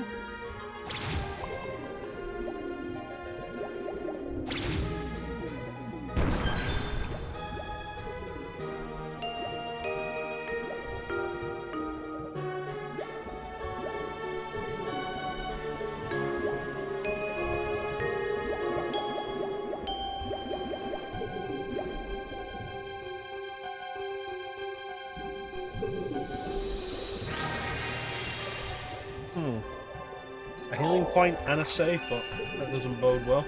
I don't want to lean in that direction, I'm too far off camera.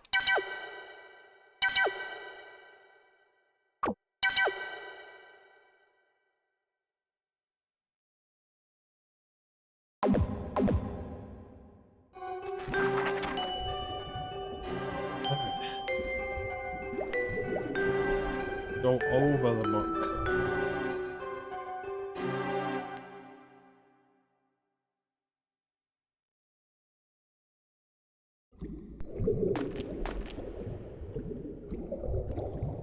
And Flint just ran into this room ready for a fight. There's a shark?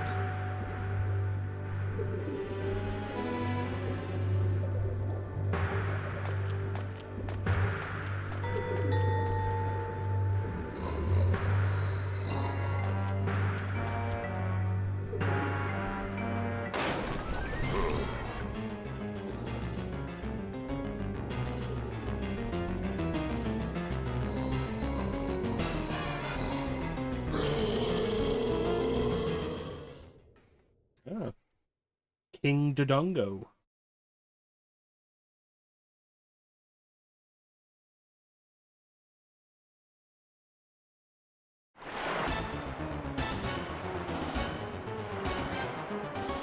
Yep, exactly what I thought it'd be. Oh, that's not fair.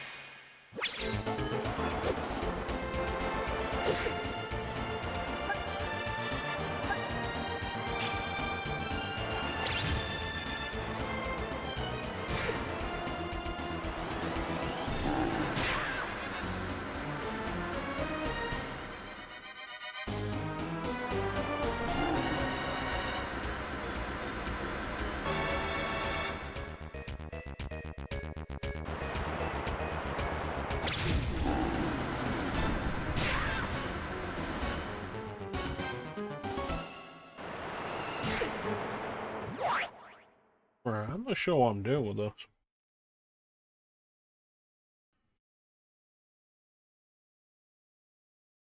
Probably a good time for a BRB though. Go and hit the bathroom.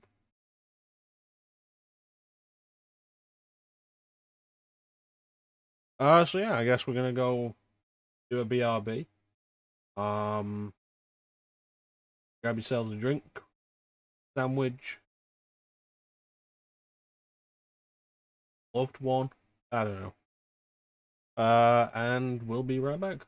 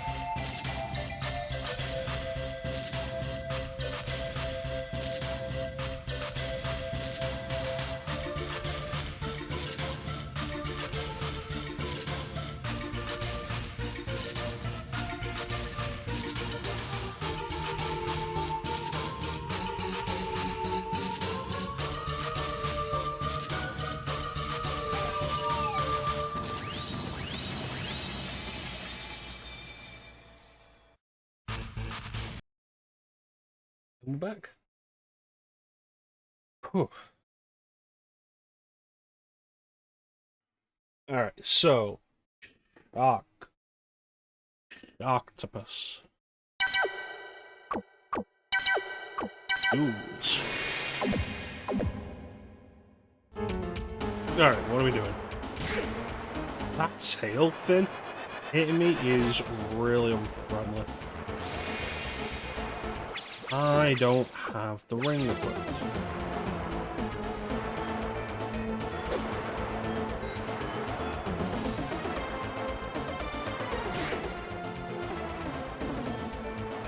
Right.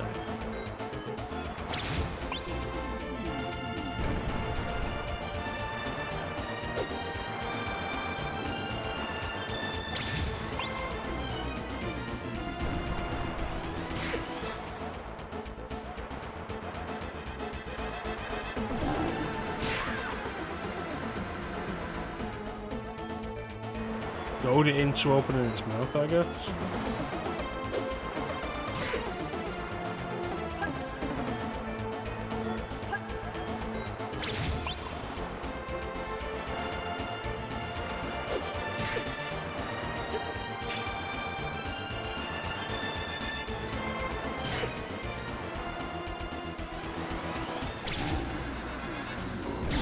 There we go. That takes way too much effort.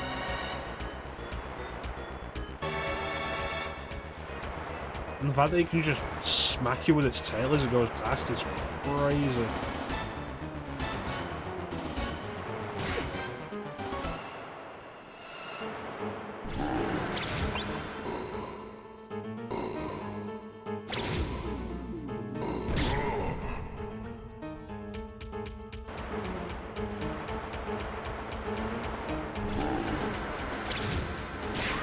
Oh, come on, I should have got that.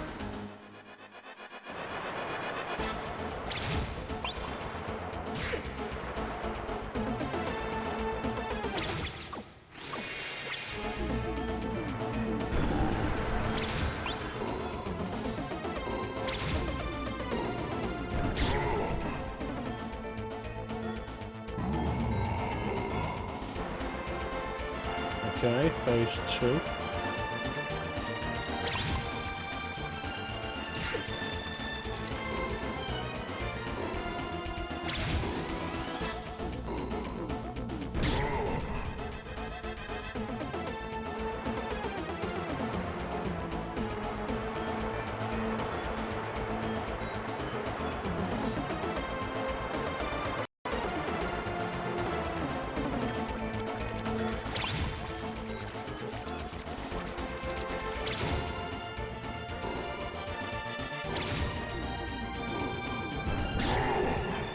Alright, that was better.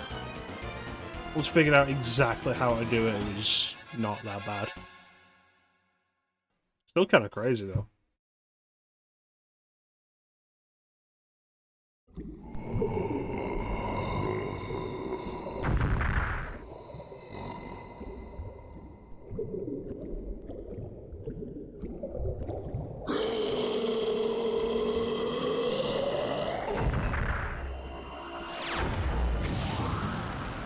But that was just a regular animal. We didn't see any signs of a key on that.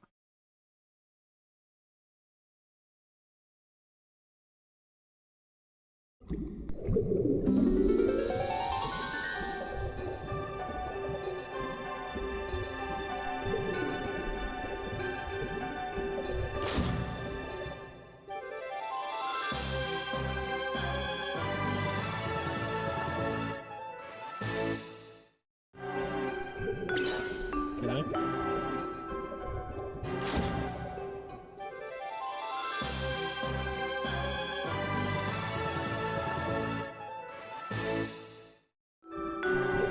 Okay.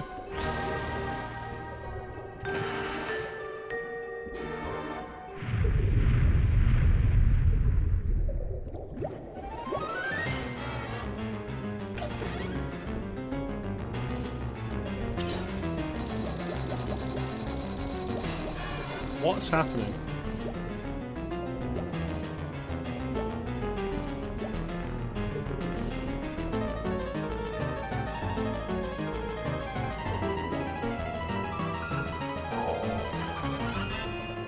Is the ship rising? Falling further?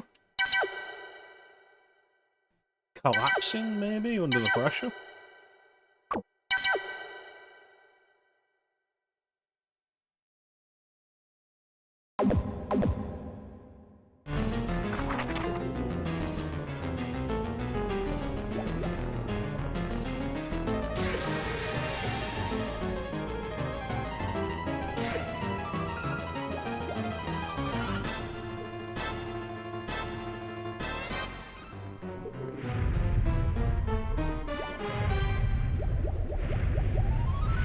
Something's definitely happening.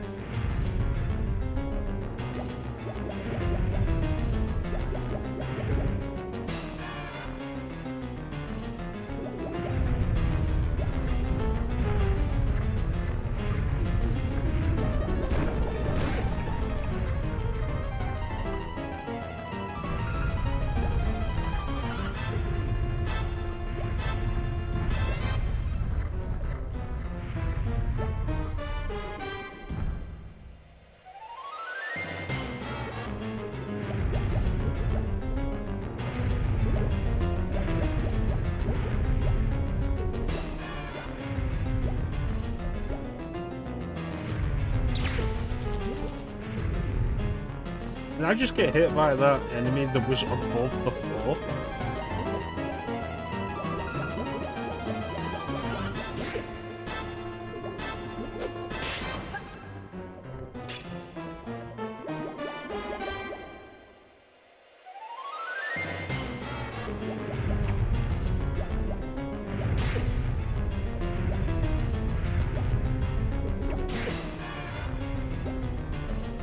And this should be outside.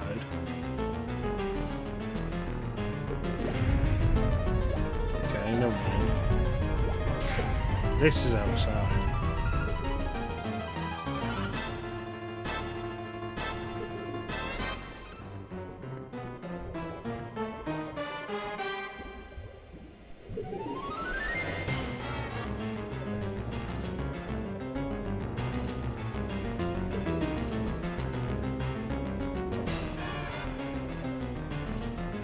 Sure what's actually going on. It looks like the ship's exploding for some reason.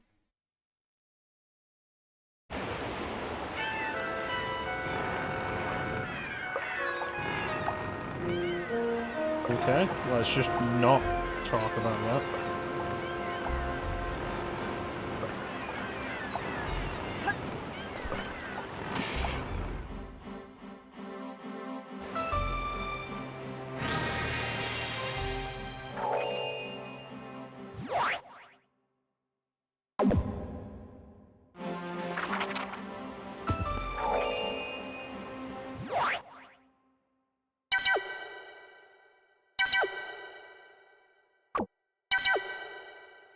Yeah.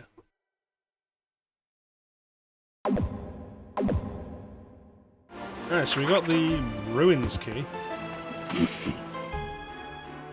Now, 3 relics.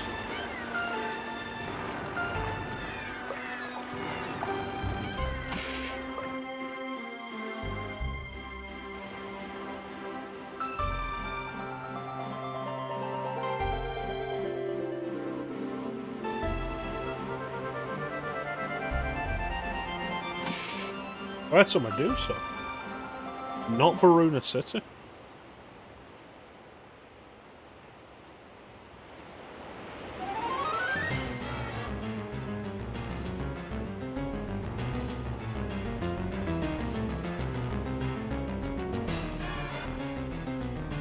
Mephisto.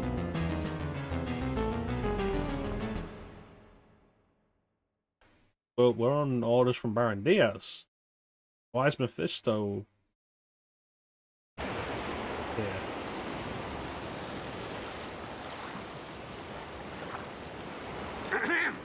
Testing 1, 2, 3. Your situation is hopeless. We've got you surrounded. Surrender quietly and hand over the item you just found. What? What in the name of...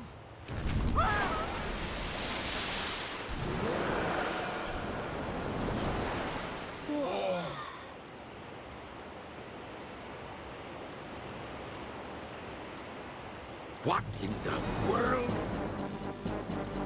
Is it some kind of wave? It's coming this way!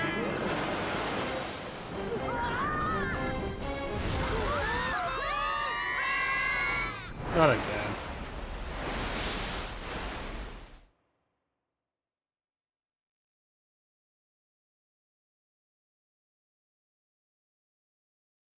I told you airplanes were safer! My hair! Ruby, kick those barrels over here! Okay. Albert, some rope!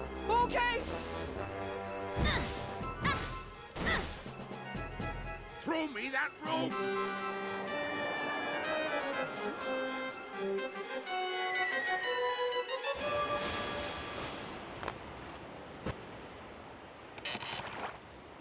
Yeah.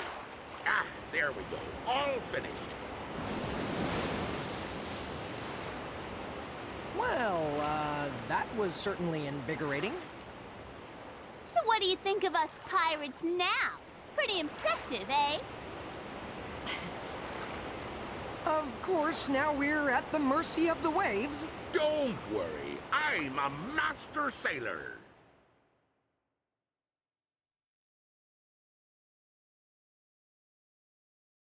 To be fair, it was pretty impressive how quickly Zeppo put together a plan, how quickly his kids reacted.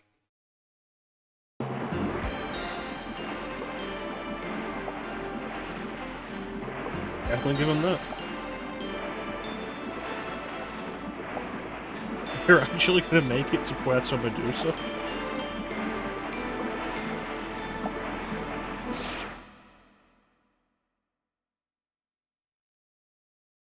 Yeah, no, I'll definitely give Zeppo props for that.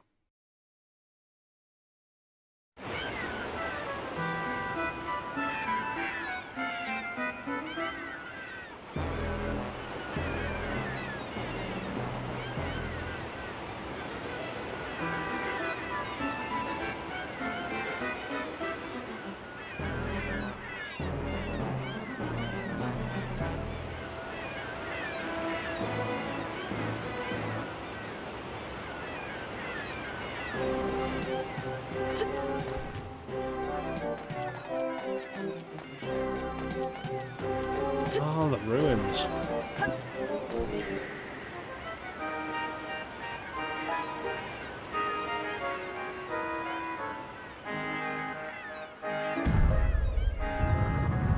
Which is going to mean the ruins in Paco Village are also going to be somewhere we'll need to check out.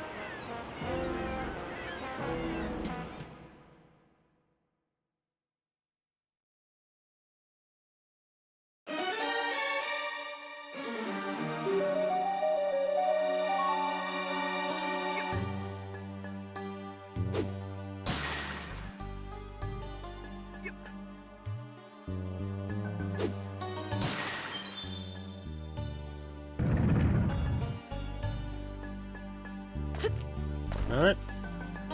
Here we go.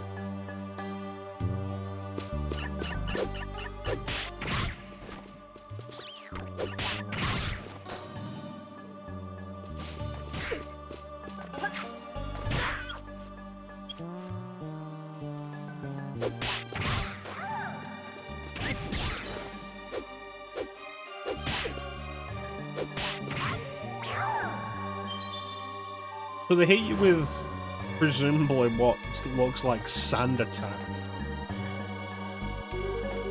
And it darkens the entire screen.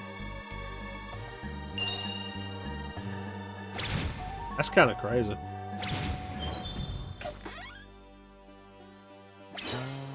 I mean, like a blinding effect, just straight up darkens the entire screen.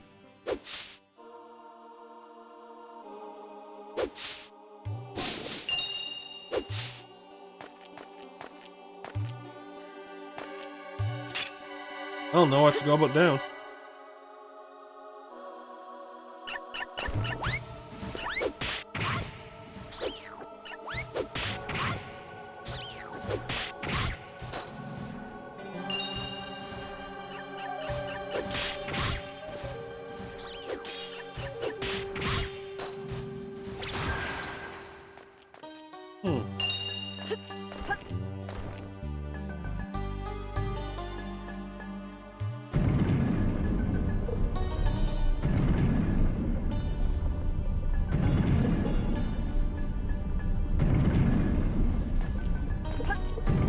Switch.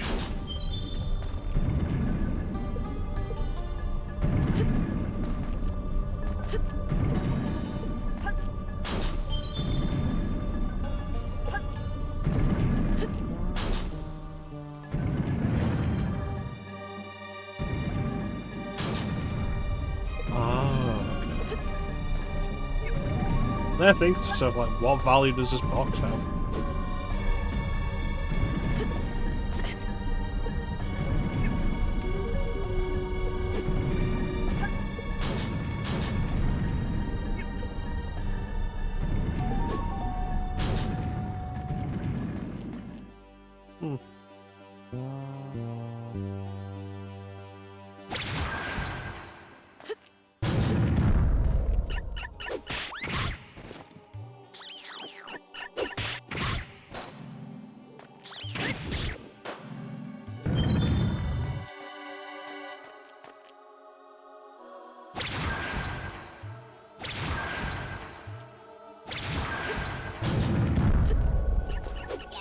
Okay, so that was a negative noise, which suggests that there is a specific one we're after.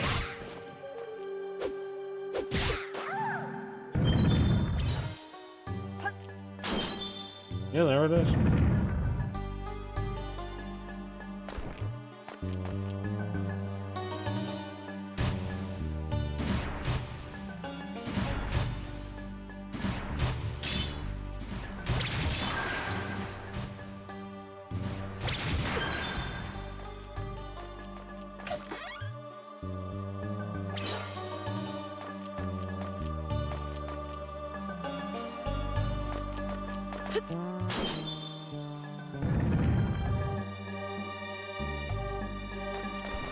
And I'll presumably take us back up.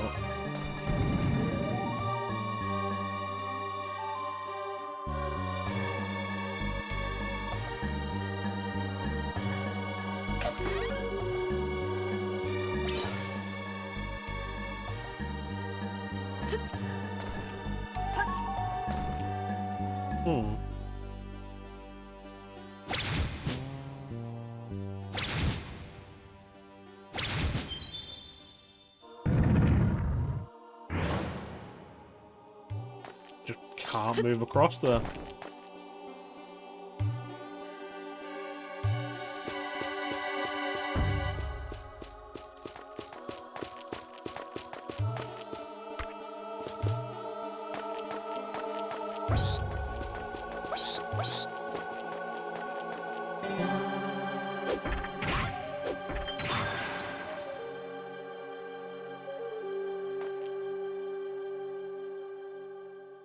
So a hidden door. 10 darts. Another hidden door.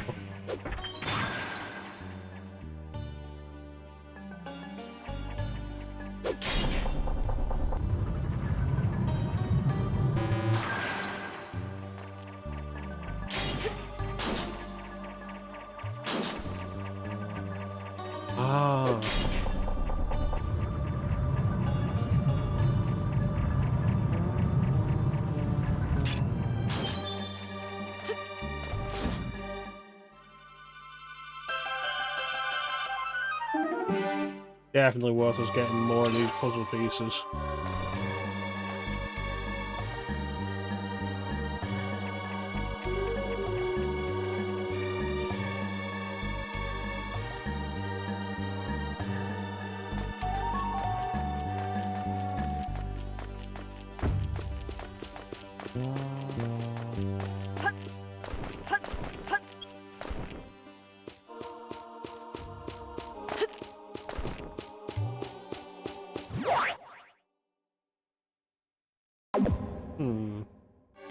Probably do still want water, don't I?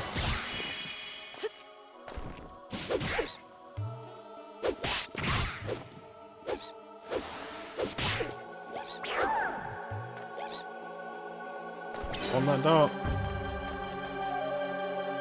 They've got some good stuff at the dart place.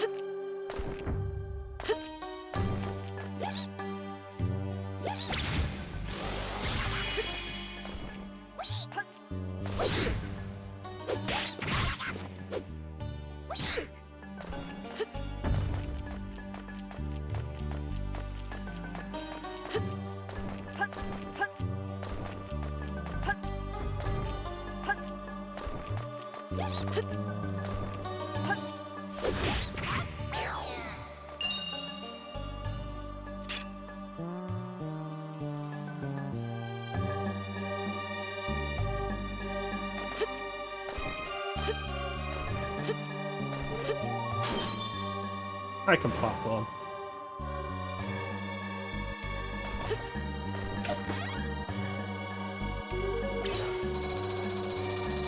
I would like a new sword. Can't deny that.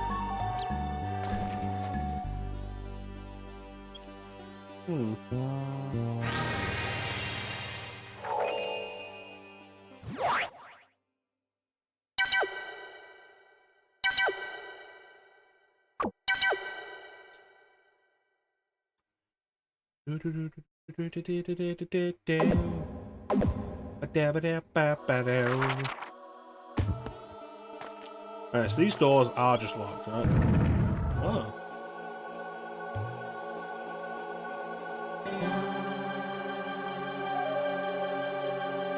Oh, we're back at the entrance.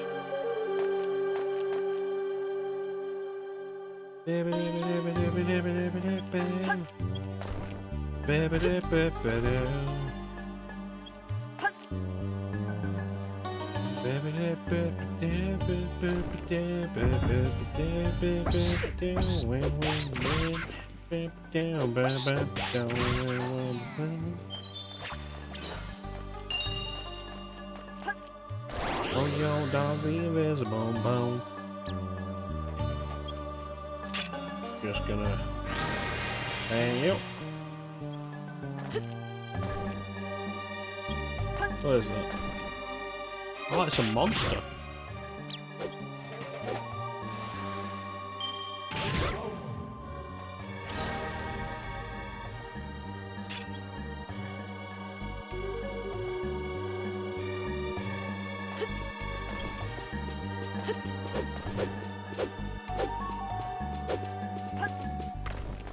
There we go. Now I'm in a position where they can't knock me off.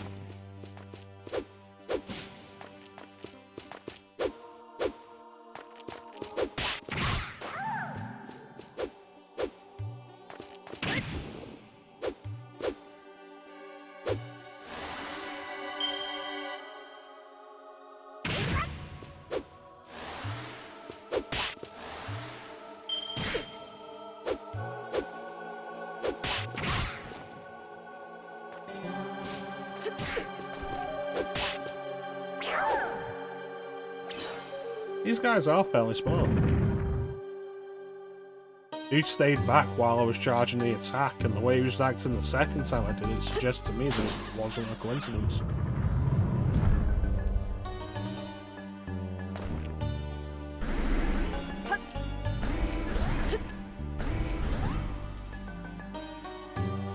Okay, so touch one and I'm basically stuck on them. Got it.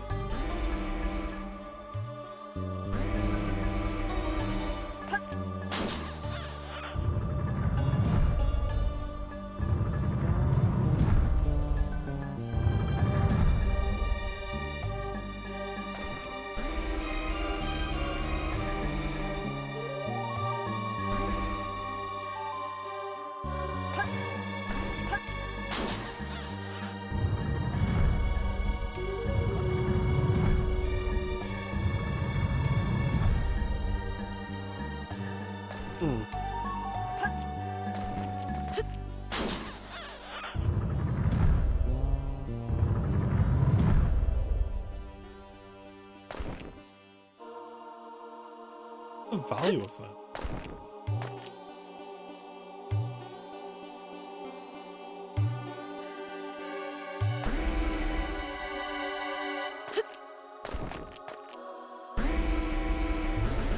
And now I seem to be stuck here. Oh.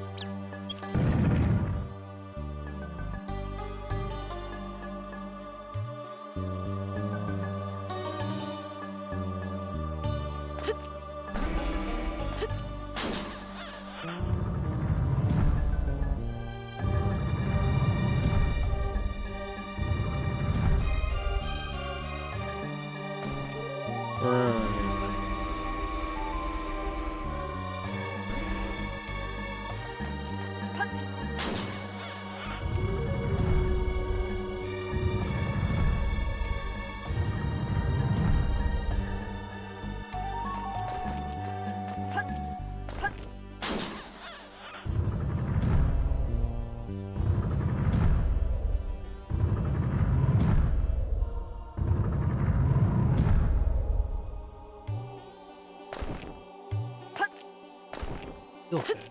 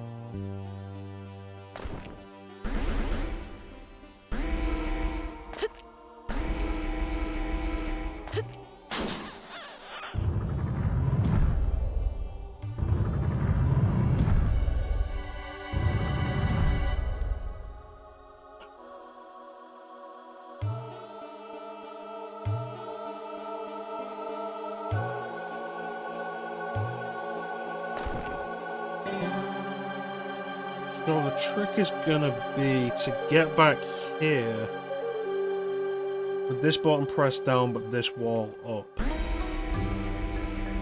Right.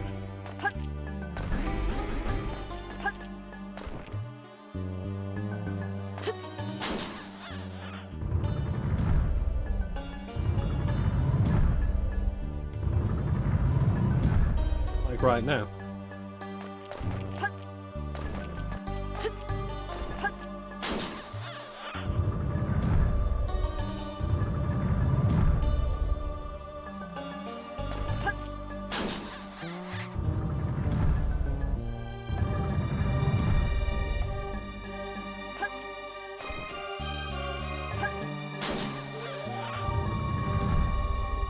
I feel like this has got to be the way to do it.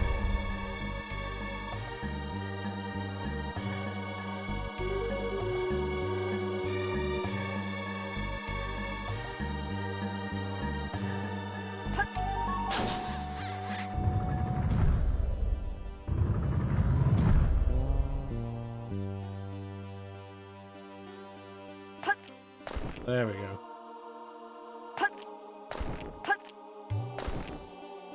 And then we go back, and we can make it around here.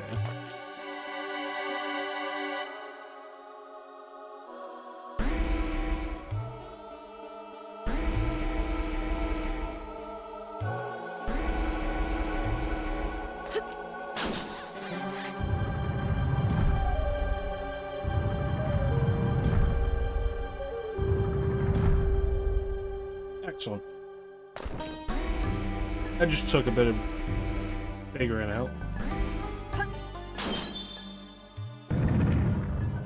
And the other one?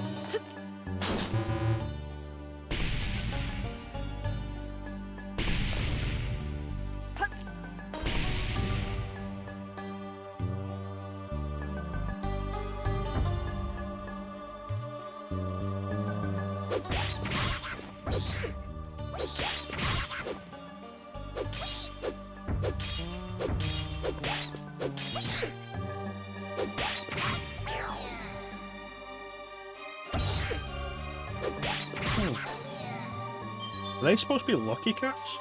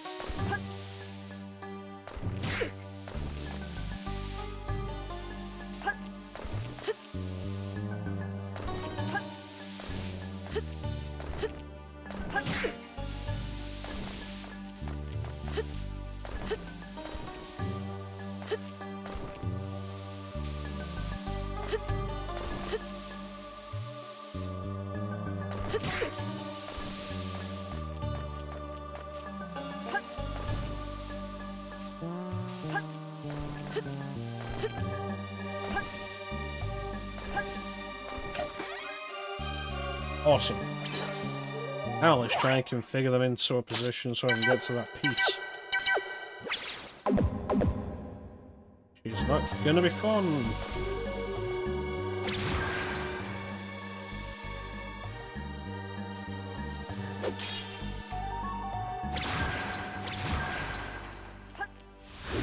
I have no idea how I'm supposed to get over there if I can't just move the statues.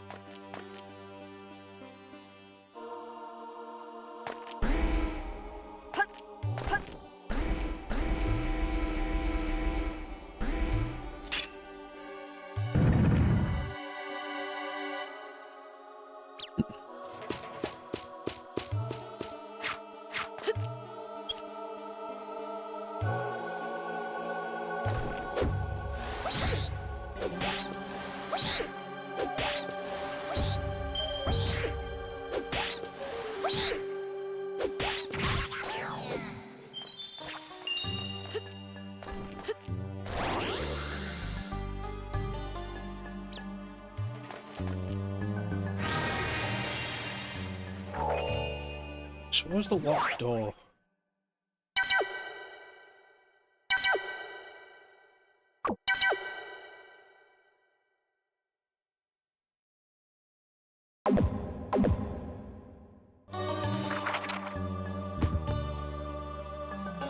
There.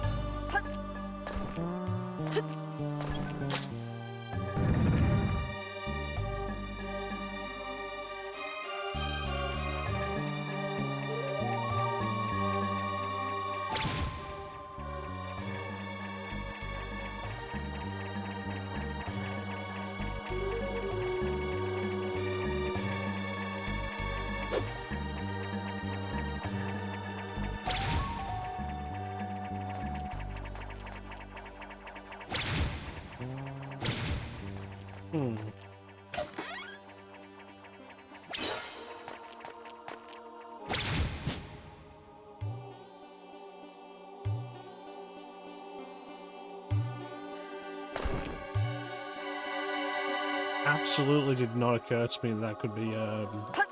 I have no idea why.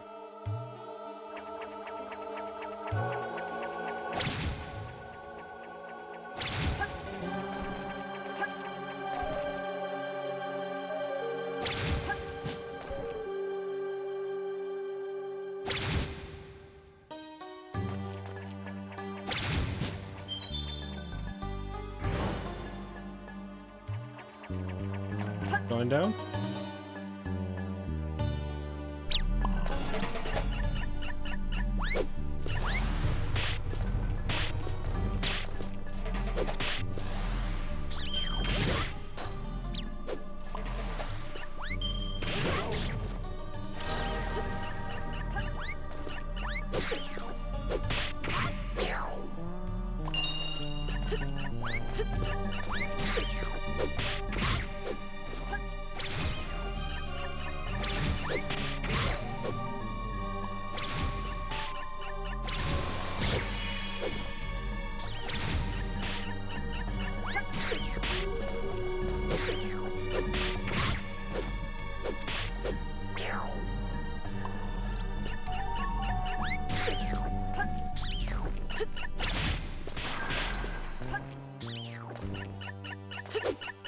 Did that accomplish anything?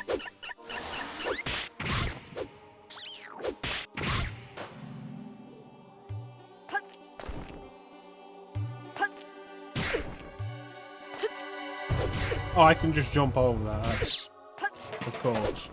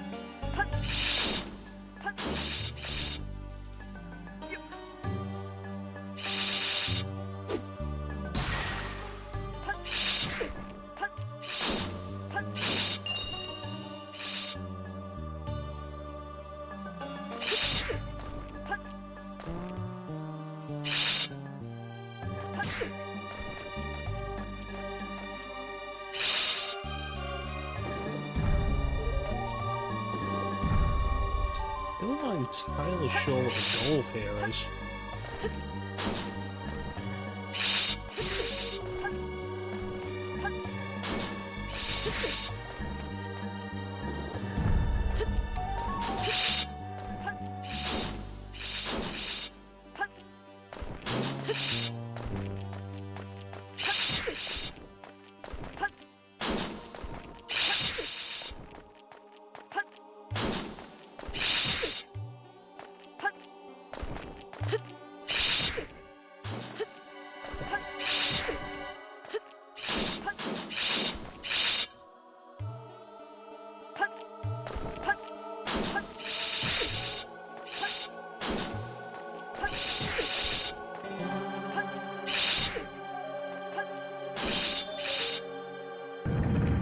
Different timings on each of them, so learn the timing.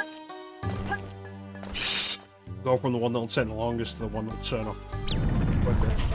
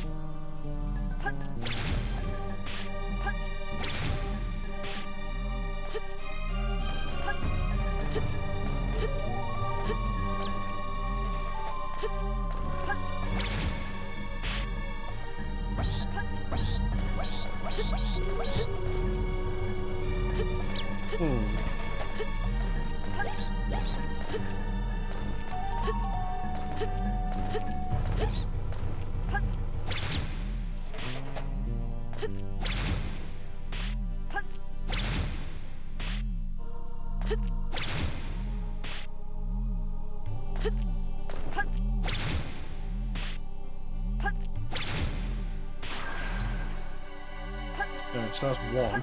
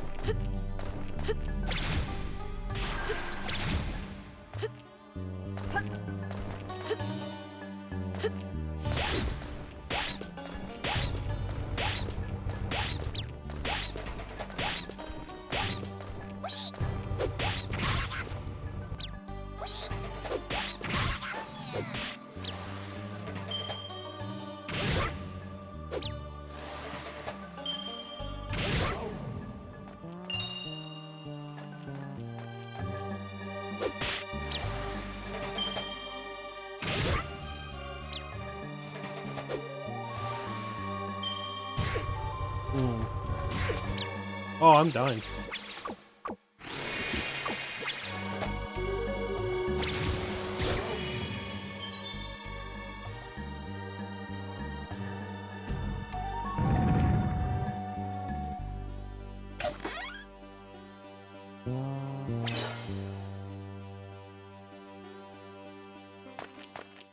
I don't recall passing by another door.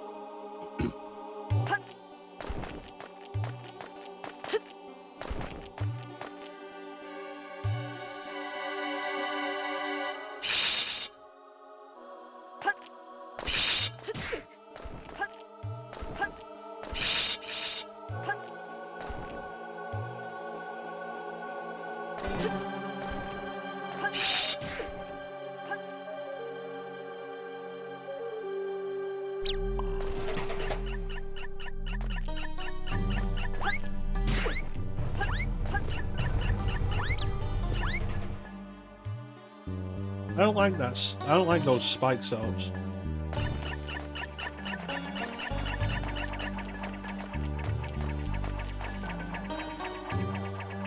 Oh, there we go.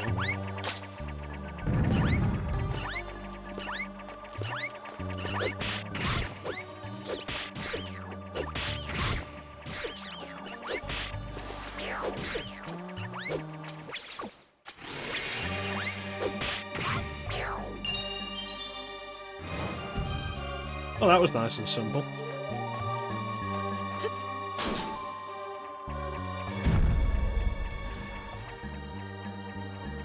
Oh joy.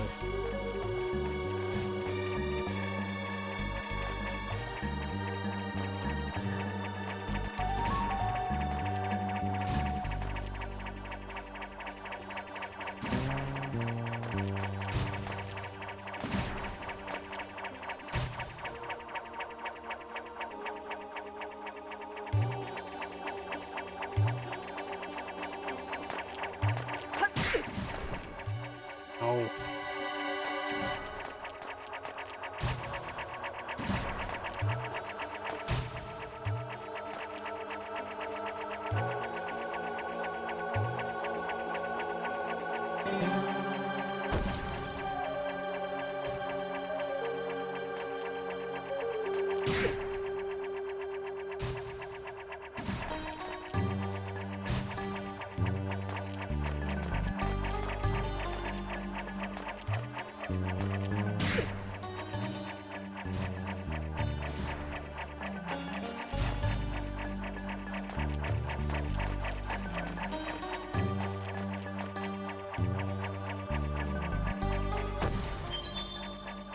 There we go.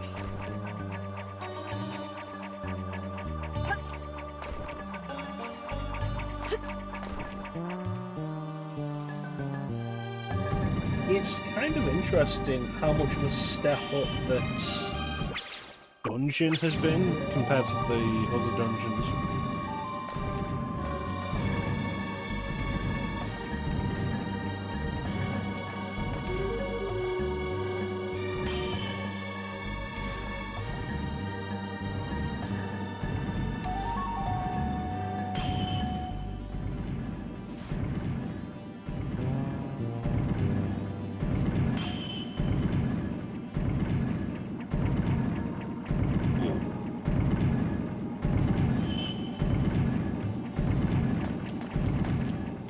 So we're in a small section of the room. Position of these platforms suggests I'm going to have to jump between them. Need to find a way up to do that.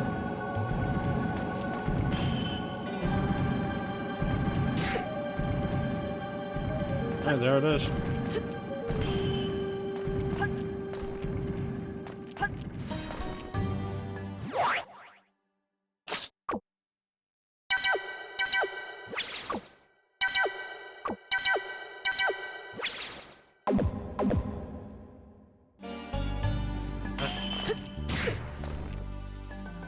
Well.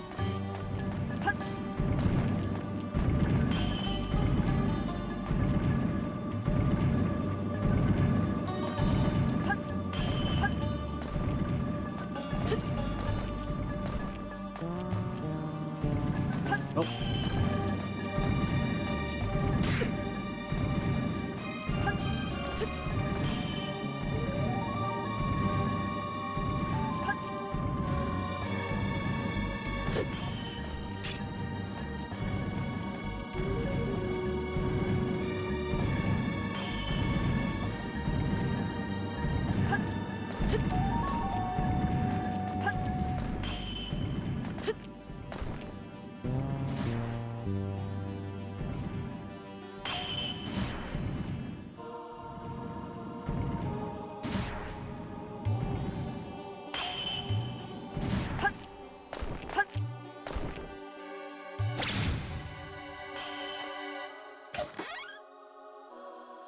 Will it serve a purpose to turn this statue around?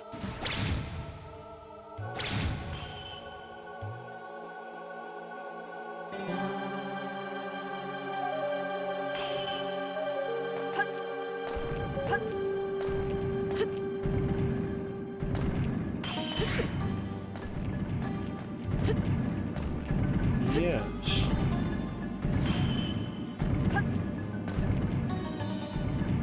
I believe so.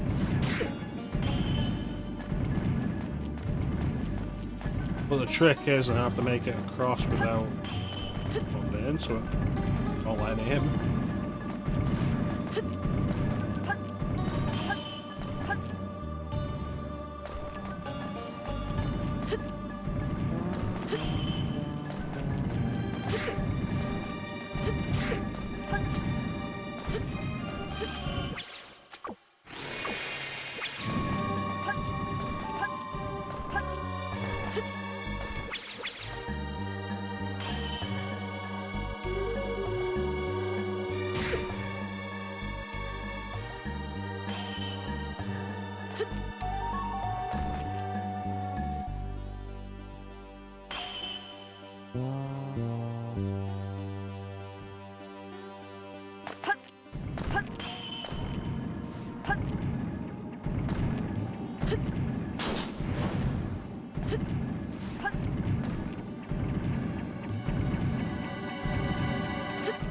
Can't believe we don't have any bombs. Oh, there we go.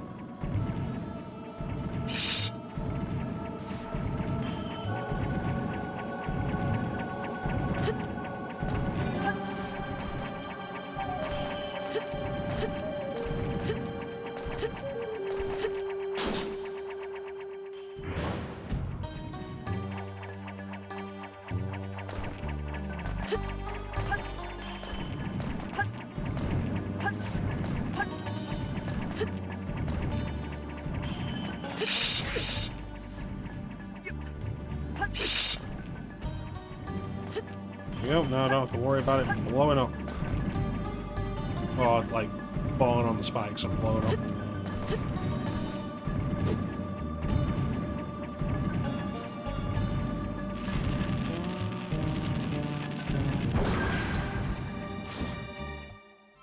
So my plan worked, but there was definitely an easy way to do it.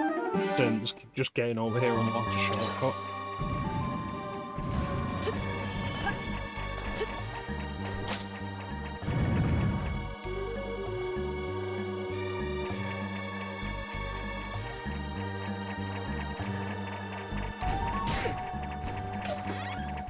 Statue's a bitch.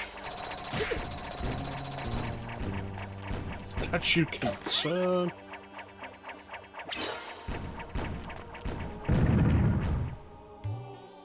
Run past it and it just swings right around.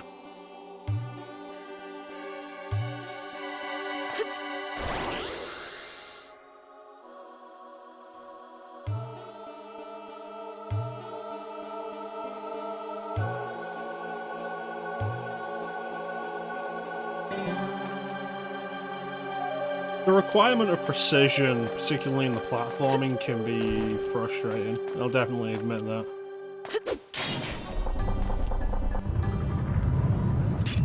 This is gonna make it worse.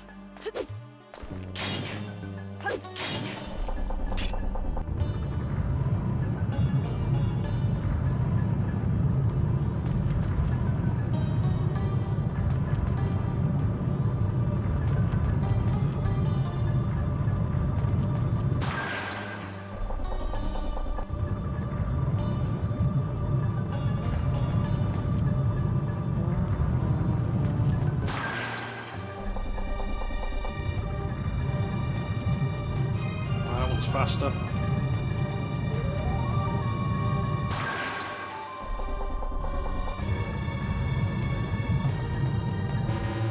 No! I was on the last one.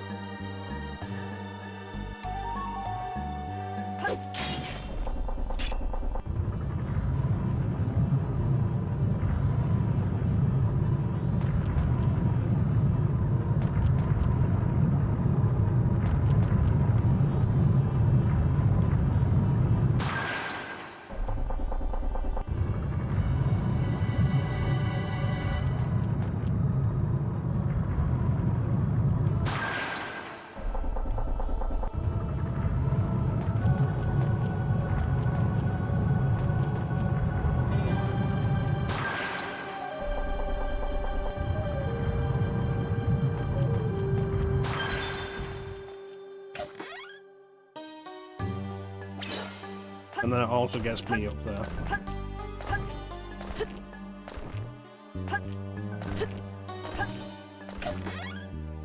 $500.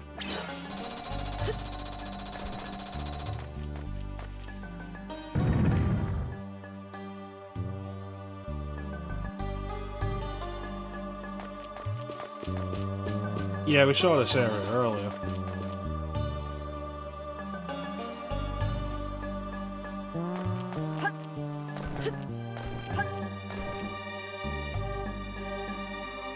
The trouble of all of it is, like, the time it takes, I think.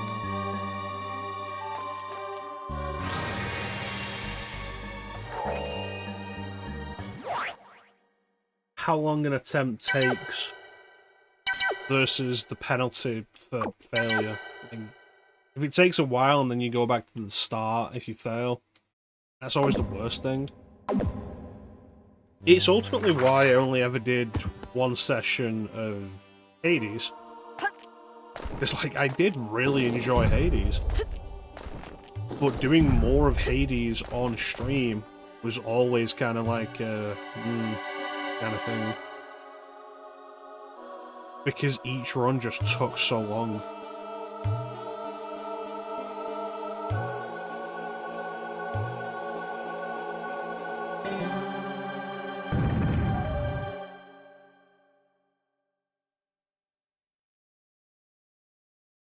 It's like Vampire Survivors is a very popular game at the moment for just playing for a while as a time killer, and it's like, that's great. But also, a complete run, a successful run of Vampire Survivors is 30 minutes.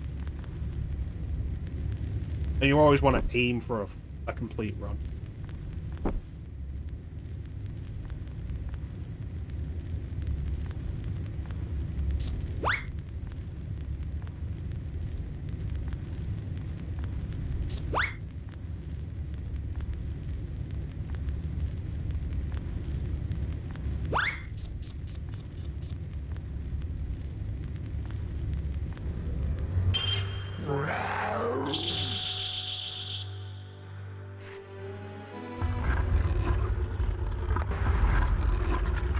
Let me guess, I'll fight the other two temple ruins.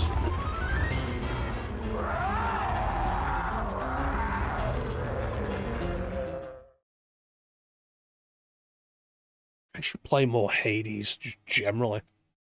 I did really enjoy it, and I want to play more of it on stream, but the time sink aspect of it kind of put me off. But if I'm just doing it on my own time...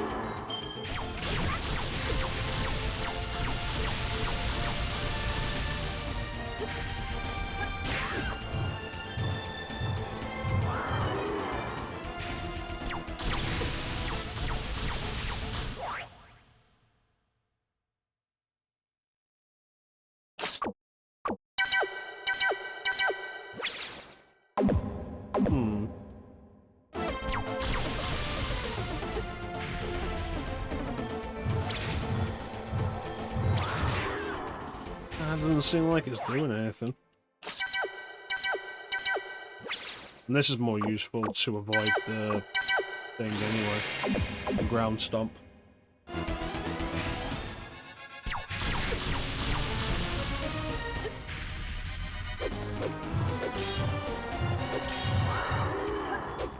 What is your weak point?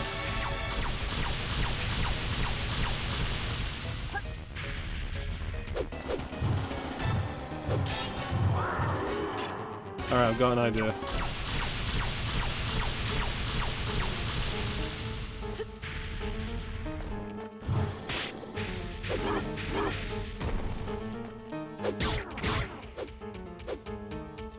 My idea worked.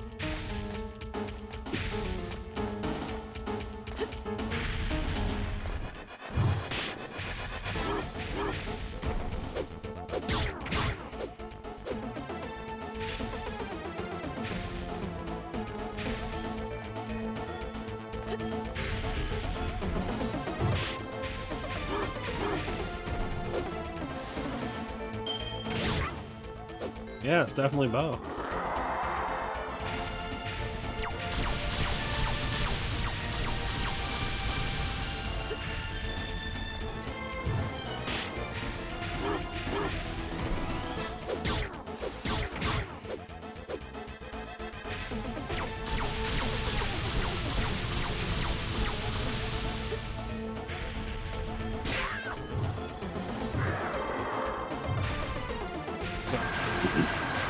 That attack's worse, though.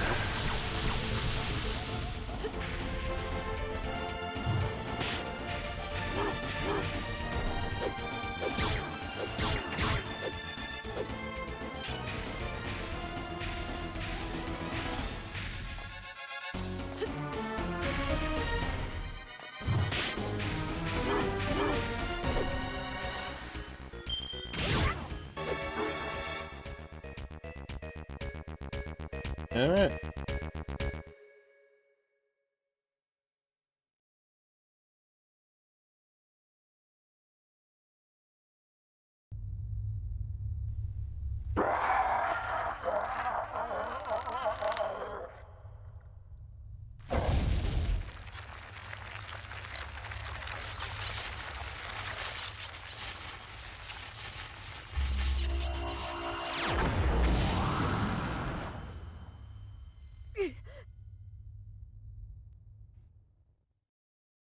It's a very formulaic kind of boss. They mix it up a little bit in the second phase. Every boss has been like that. They have a standard pattern of attack. They mix it up in the second phase.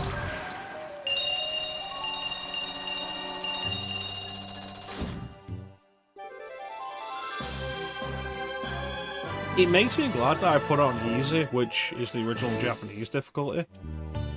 Because once you've figured it out there, that is kind of it.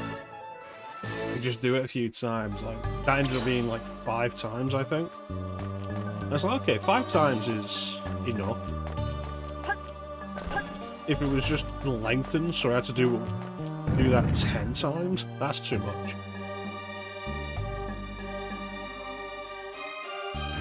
It's a problem I had with Mario & Luigi Superstar Saga. The boss fights would just take too long.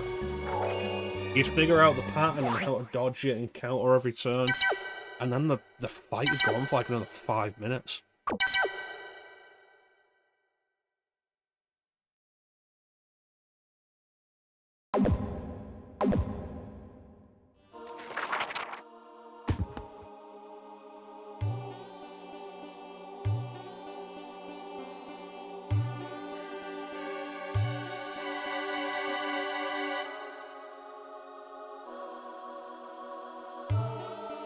There is absolutely value to bosses that are more mechanically deep, but there is value to bosses that are very formulaic in design like this. One of the coolest things Zelda ever did was spend years with these formulaic bosses, and then pull the rug out from under you with the first boss fight of Majora's Mask with Adalwa, which was not formulaic at all and was super interesting because of that. And the rest of them kind of were, but they were all fun. Like, Got's one of my favourite. Goat is one of my favourite boss fights in the series just because the way it uses the Goron form. Gyorg was a lot of fun because of the way you used the Zora form to fight it. And then Twin Mode was just kind of a nice breath of fresh air. Very 2D Zelda in design, despite being a 3D game. But that is going to do it for us for today. I want to thank everybody for joining the stream. I always really appreciate the support. Big special thank you to everybody in the chat. Chat is always the best part of the stream. Clem, Manda, Nelson, thank you so much for hopping over. Yeah. We should be back on Saturday. Should be. If not, we'll be back on Sunday. Shouldn't be growing, should be reasonable. I don't know, it depends.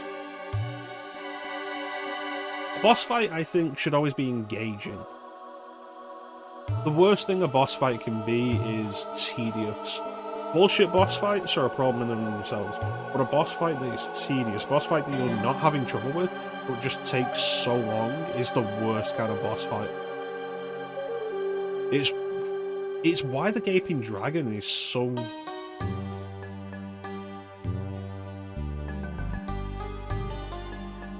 frustrating to fight in Dark Souls. Because it just has so much health, but it's not a difficult fight. It'll kill you pretty easily, but it's so it telegraphs its attack so much. Like, just keep your head on your shoulders and you'll wear it down, but it just takes so long.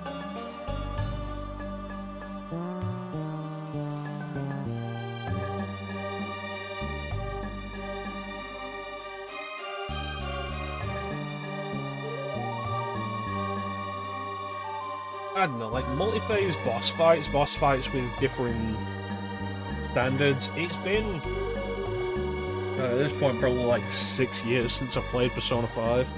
So I don't remember the specifics of Okamura's boss fight, Okamura's Shadow. But stuff like Varian Omega in Digital Devil Saga was interesting, bordering on bullshit, but like keeping your head on your shoulders and thinking tactically, like, how can we deal with this? What's the best idea? Like, it gets close to being bullshit, and some people probably would call bullshit, but with a good head on your shoulders and focus and strategizing, you can figure it out, or figure out the best way to try and approach it, and it becomes a pretty interesting boss fight for that. With that one bullshit mechanic. But by that point, we're just used to dealing with shit like that.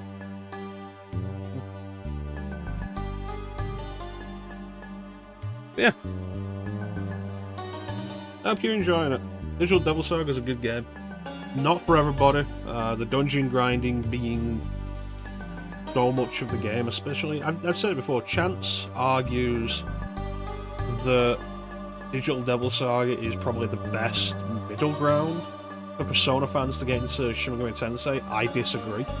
I think Devil Survivor's probably a better middle ground.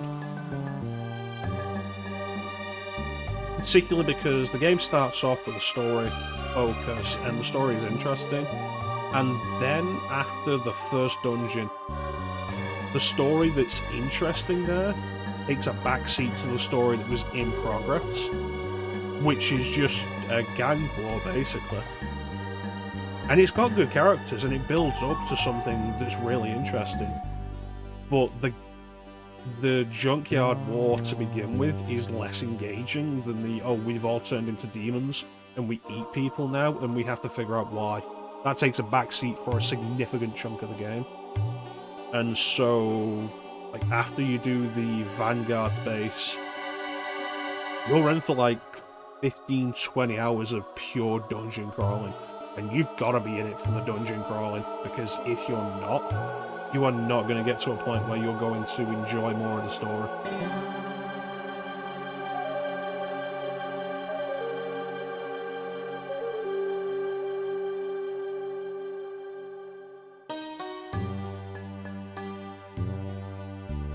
But I do recommend Digital Devil Saga. Generally, anybody who wants to play a really solid JRPG and they don't mind difficulty. Bear in mind that, like, Digital Devil Saga, if it gets a remaster, it might have an easy mode like Nocturne did, though Nocturne HD's easy mode is kind of pathetic. To the point where there's no challenge at all to the game. And I can understand people having difficulty with normal mode. There's no easy mode.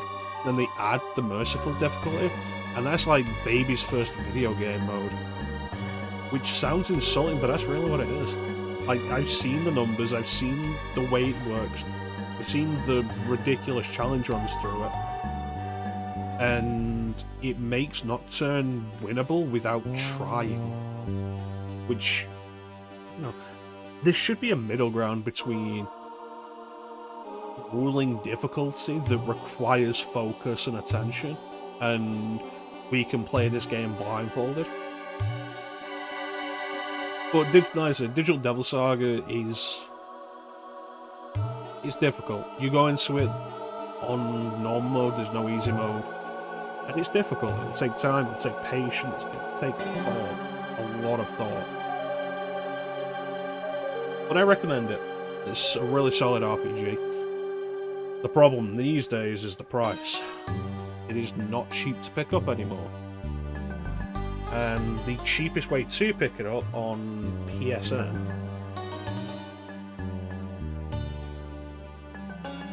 for PS3 is not a good way of playing it. The SMT games playable on PS3 as PS2 classics all have issues. Digital Devil Saga in particular runs slower than it should, and all of the cutscenes have audio lag. so the audio falls out of sync with the visuals, which I hate. Absolutely despise.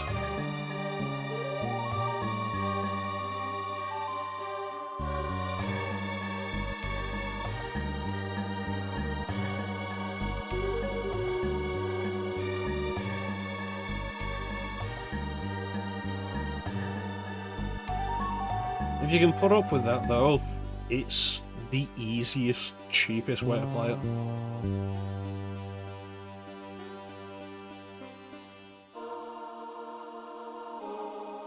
It really is a shame that Atlas didn't put any of the PS2 classics on PS4 when they came out. Because the PS4's PS2 emulator was much better.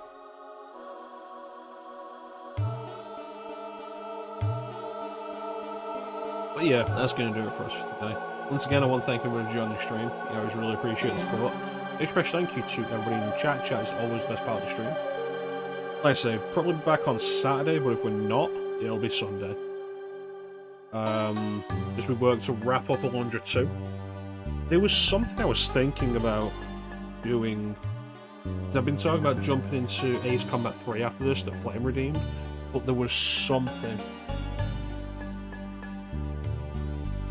I was thinking about that'd be like, oh yeah, no, that'd actually be pretty quick. I'm kind of really in the mood for it, and I can't think what it was.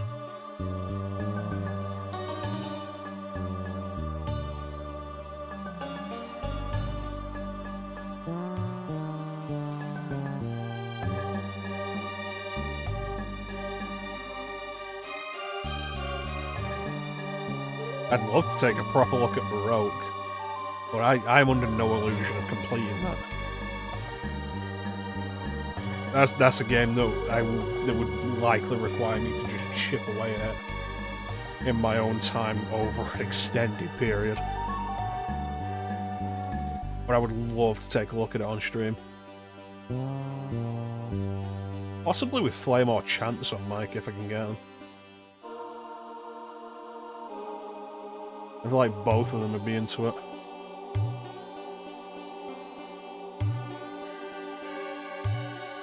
Oh, can't think. Oh well. Yeah. There's not really anything else to say except thank you all for watching. Have yourselves a fantastic time of day. And okay. We'll catch you next time, guys. Bye.